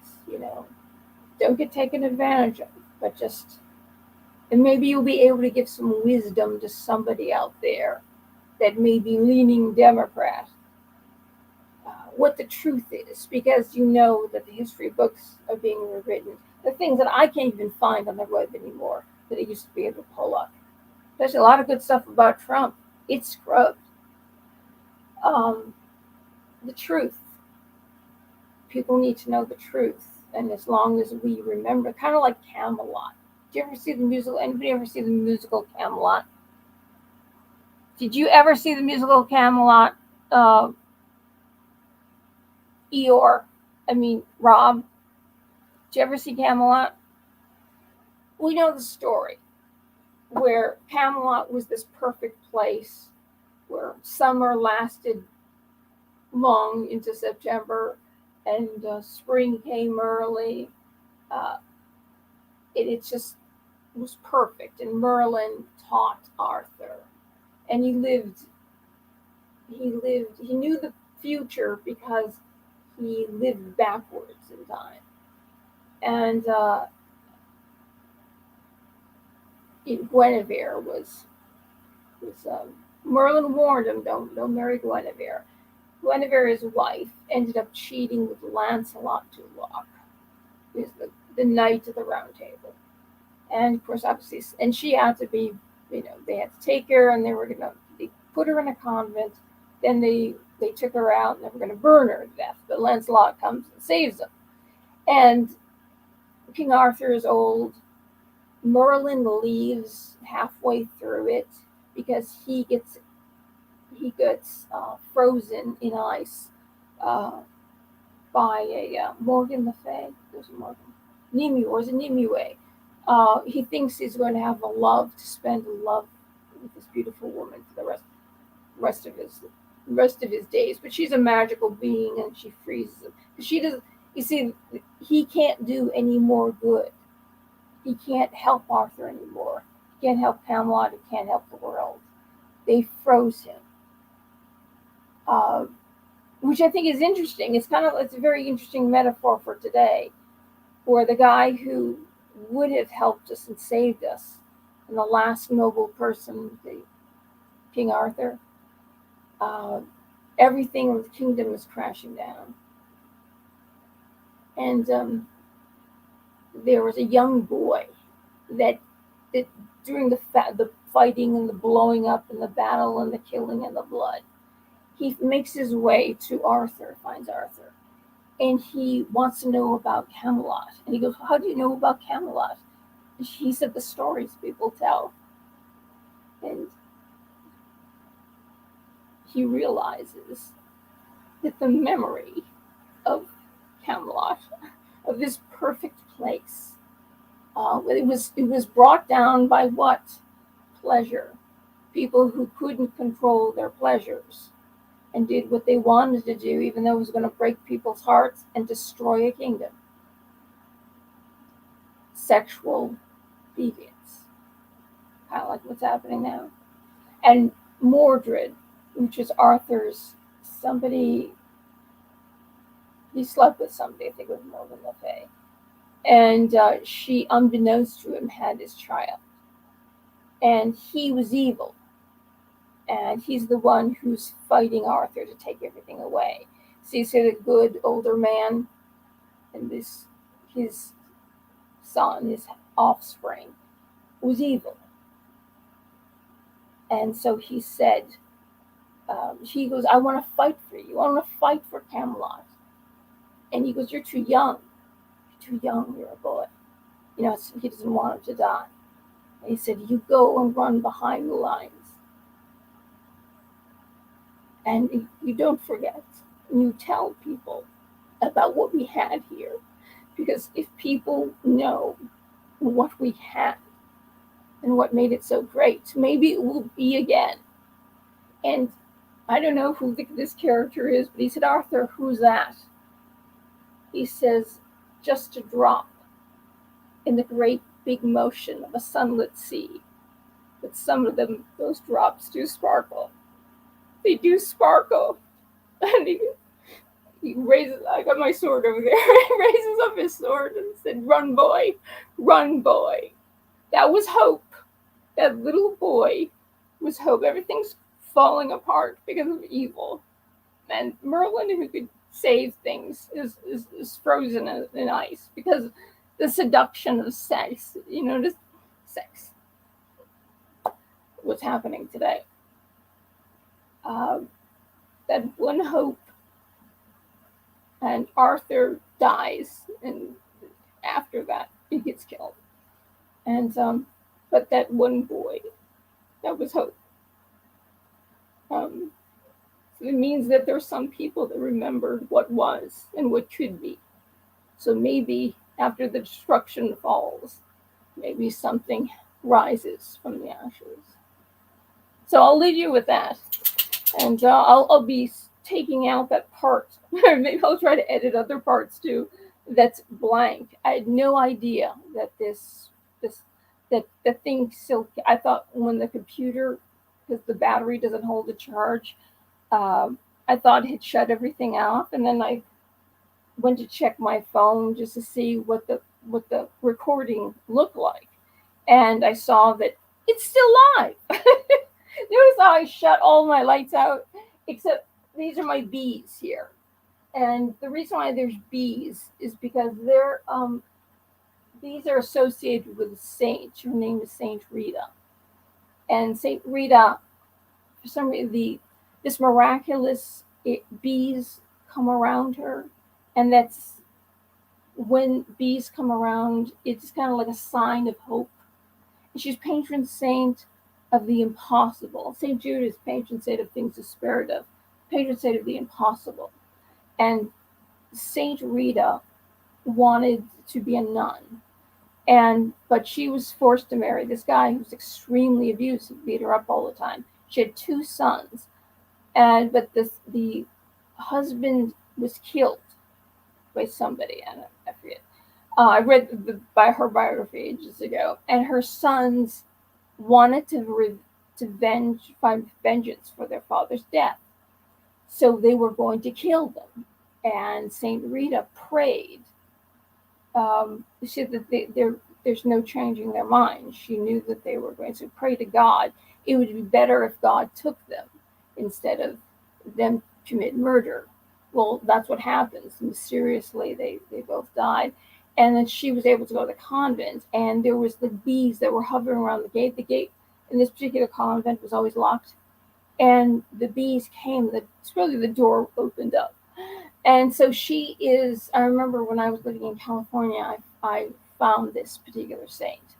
I was in San Francisco, and my husband was at some kind of convention that I wasn't allowed to go to. But I walked to St. Peter and Paul's Church, and that's the church that Marilyn Monroe married Joe DiMaggio in. And I started walking around, and I saw this front. Basically, the front of the church is actually the back of the church, where the altar is actually the front of the church.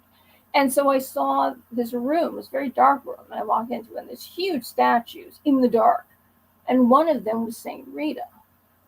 And because Columbus Avenue and Chinatown are together, the Little Italy and Chinatown are both together.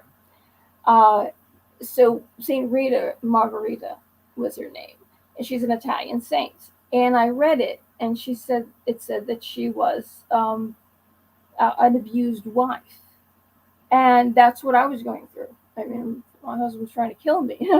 So don't just beat me and try to kill me. And I just wander into this room and find this saint, patron saint of the impossible. So I learned about her and I prayed to her, and I did get out. I didn't pray for anybody's death. I just found a way home, which was actually kind of miraculous how I even got on a plane with no money. But anyway, the bees are for her, or to honor, kind of like to remind us that there's hope and the impossible can still happen. So that's why I got these bee lights, and they're the only lights that I have on. And this is a what do you call it? A scarf, and it's got poppies all over it. And poppies are the flower for Memorial Day. So it's kind of like a little bit. And of course, that's a picture of Secretariat winning the Triple Crown. And he was a red horse, and the silks were blue and white, red and white and blue horse. He won in 1973. And the country was depressed, very depressed, because of Vietnam and then Watergate. Oh, God, if we only just had Watergate, which was literally nothing the more you learn about what really happened. So he took us out of that depression, and he won the Triple Crown.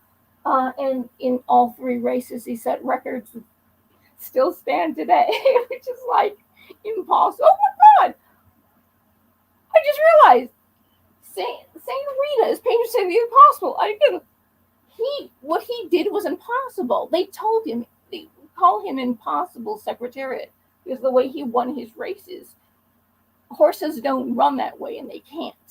Like when a horse, how a horse usually runs is that what happens is when they get towards the finish line, they have one sprint in them, and then they coast to the finish. And the reason why horses get in front is because the other horses are starting to tire and get pulled back. So if you run too fast a sprint at the beginning of the race, the horse is cooked, is not going to win. And horses don't gain speed as the race goes on. They don't. He in the first race, the Kentucky Derby, he goes around First time he goes around, they go around the turn, he's going 38 miles an hour. Second time, 36 miles an hour. And the last stretch of the Kentucky Derby is the fastest last quarter that's ever been run. Just doesn't. Second race is the Preakness Stakes, and you never ever see a horse do a sprint or on the first turn. The first turn, they just started the race.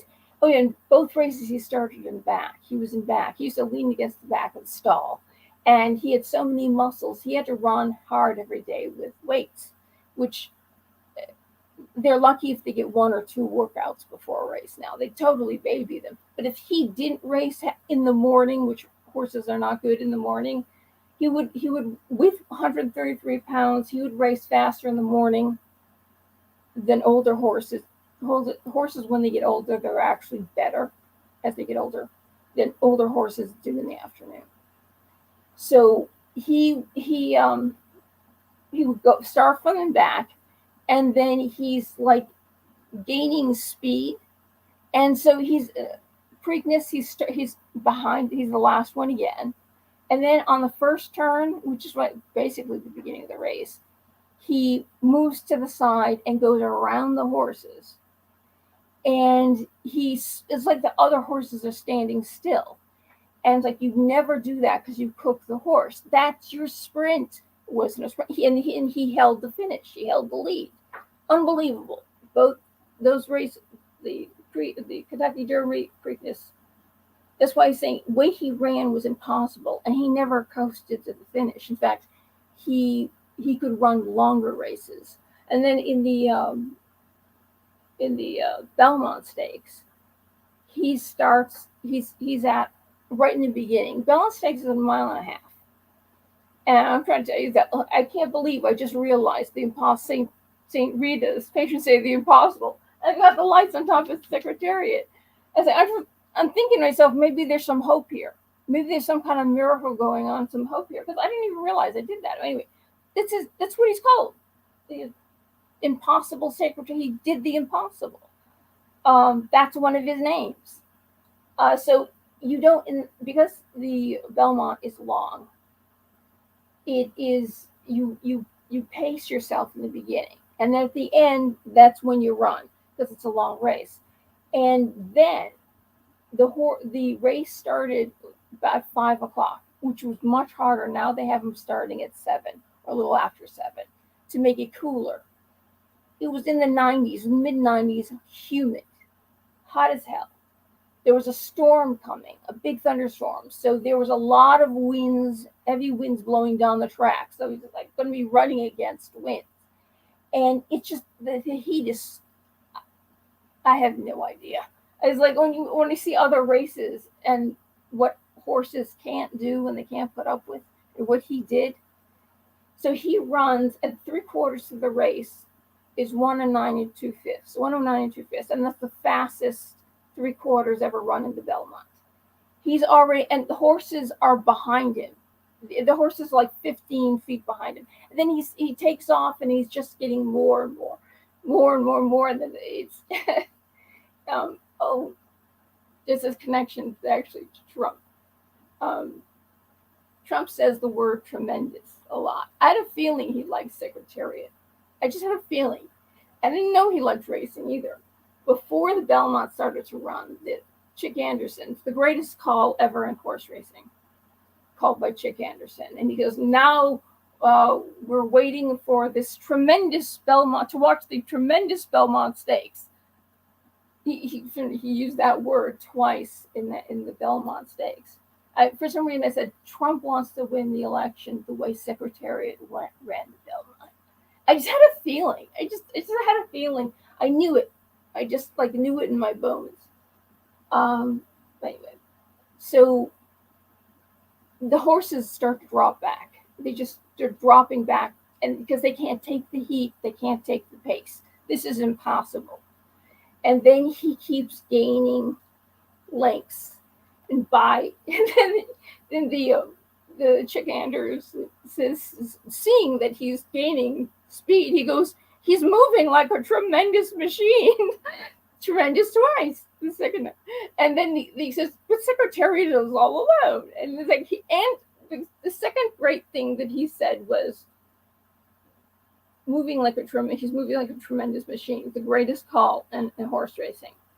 And then the second thing I think that I find measurable, but nobody's really picked up on, and he's into the stretch.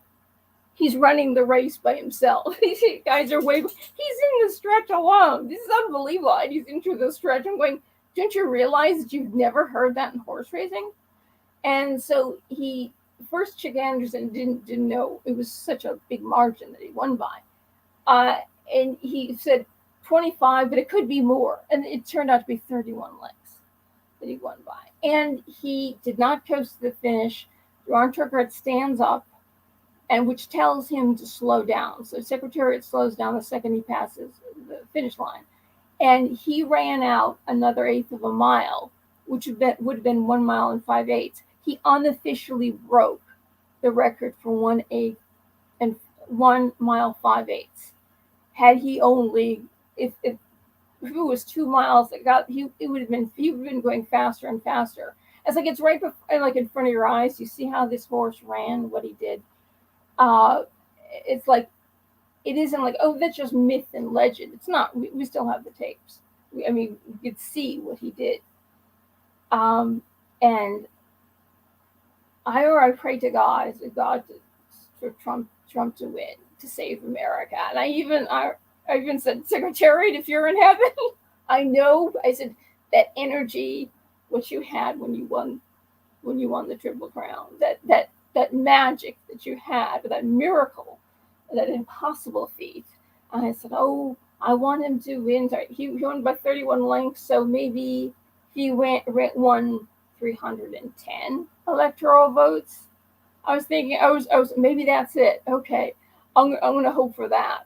And then I was listening to the radio, wasn't watching the TV, and I heard the guy on the radio was in the room saying that Trump won. And I turn the TV on. My father comes downstairs, and then Trump starts to talk, and then he talks rents previous. He starts talking about rents. You know why I'm talking about rents? Where are you? And then before he calls rents on the stage, he said that, when you go to the Belmont and you see that big, beautiful bronze statue of Secretariat, they don't give that to you if you come second place. And I went, holy shit. He said on Fox News, I still can't find the clip. It's gone now. Maybe you could find it. In the corner was the time.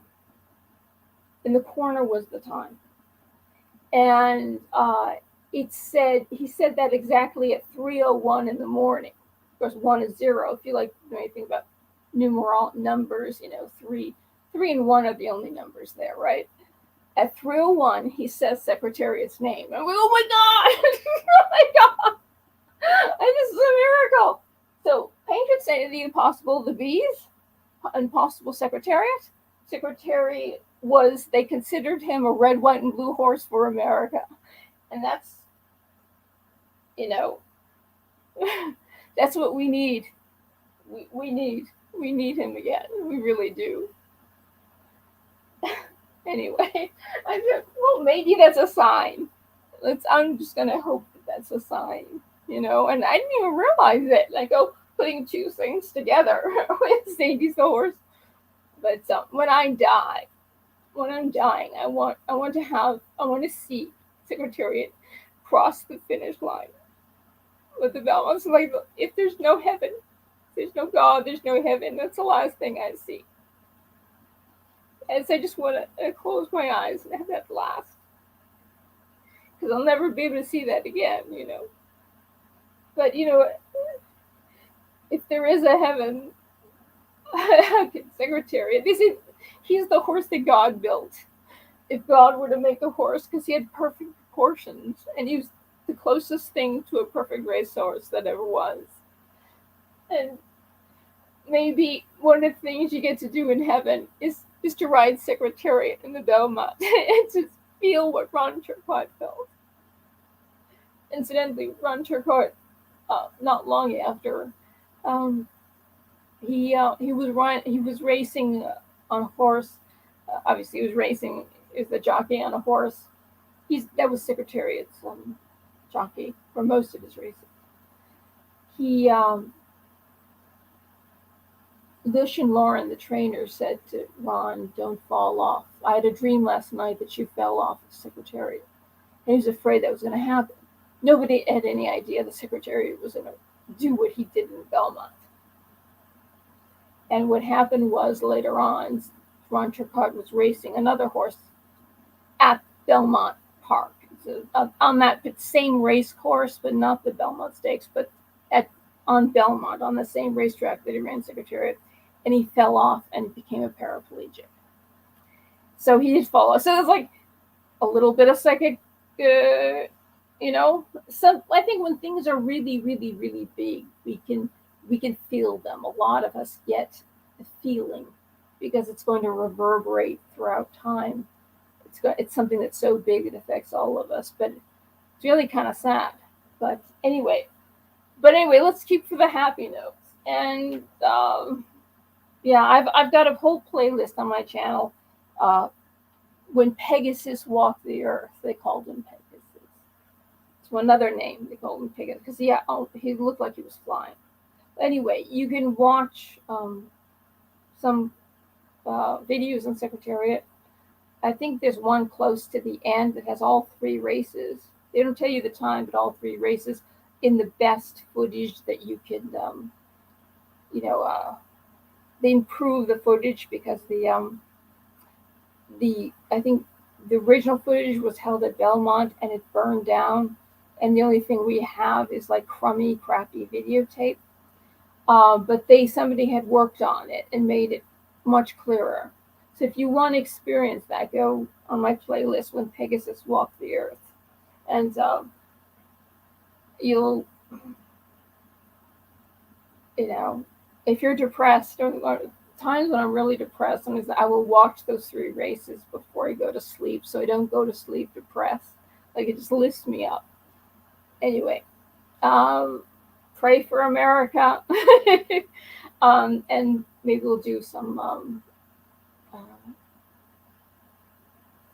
prayers, meditation. Just to everybody needs to be lifted up just to get through this. And maybe there is hope. The Secretariat is responsible. There he is. I was going to give that to my father, but he died. I didn't give that to my father. Anyway, good night and God bless you and thank you. Hi, Amy Joyce. Thank you for listening for this long and for staying through I had no idea. I took everything down. I shut all the lights off.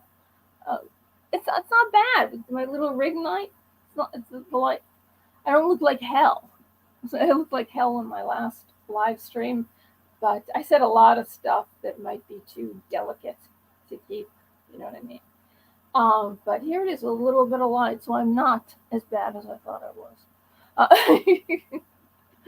Anyway, see my bed. This is my bed, and one thing, the mattress on top is sliding off, and it's also caving in. That side caved in, and this is only a mattress that you can't turn over. Only has one side. It's really cheap. So I'm sitting there in my other video, and I'm like sitting on a slant, so my body looks. And I've got this on books. It was too low, so it's like when you get the look, like all of a sudden you got this pea head and everything is off. So I see that I don't look so bad with just a little bit of light. Good. Oh, there's hope for tomorrow. Anyway, get to know Secretariat if you and if you are inclined to pray, ask the intercession. We pray. Saints don't do the miracles. God does the miracle, but you ask the saint. Because the reason why saints become saints is because like 3 prayers are attributed to them, so it'd be 3. That means they're in heaven. We have to know, though, they didn't go to the other place, right? You know that they're in heaven, communion of the saints with God. So if they're up there with God, and God sends you pray, and God sends the miracle because of the virtues and the goodness of the saint. having lived such a good life. And then saints, we have saints to imitate their lives. So we're human, we make mistakes, we're rotten, but we can aspire to greatness. We can aspire to, by because they were just human, just like us, full of failings, human failings, except they came out of themselves and they did great things. They aspired to a certain perfection. And sometimes, like, something about their lives we can identify with.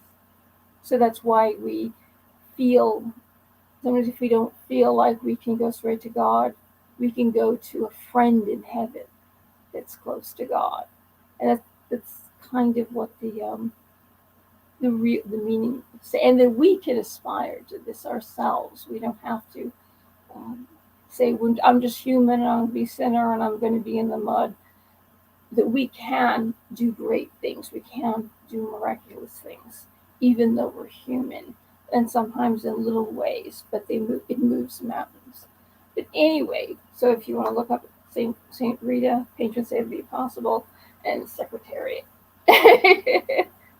Okay, see you all soon, and pray that tomorrow we find hope. And our politicians, Democrat and Republican, say no. We're going to help the people. We can't go on like this. This is what's going on is wrong. And maybe I'll get a call from Klaus Schwab. There's a tunnel under the water, a black tunnel that we're going to take you and we're going to shove you in and freeze you in there just like Merlin. Yeah, good night, everyone. Thank you for joining.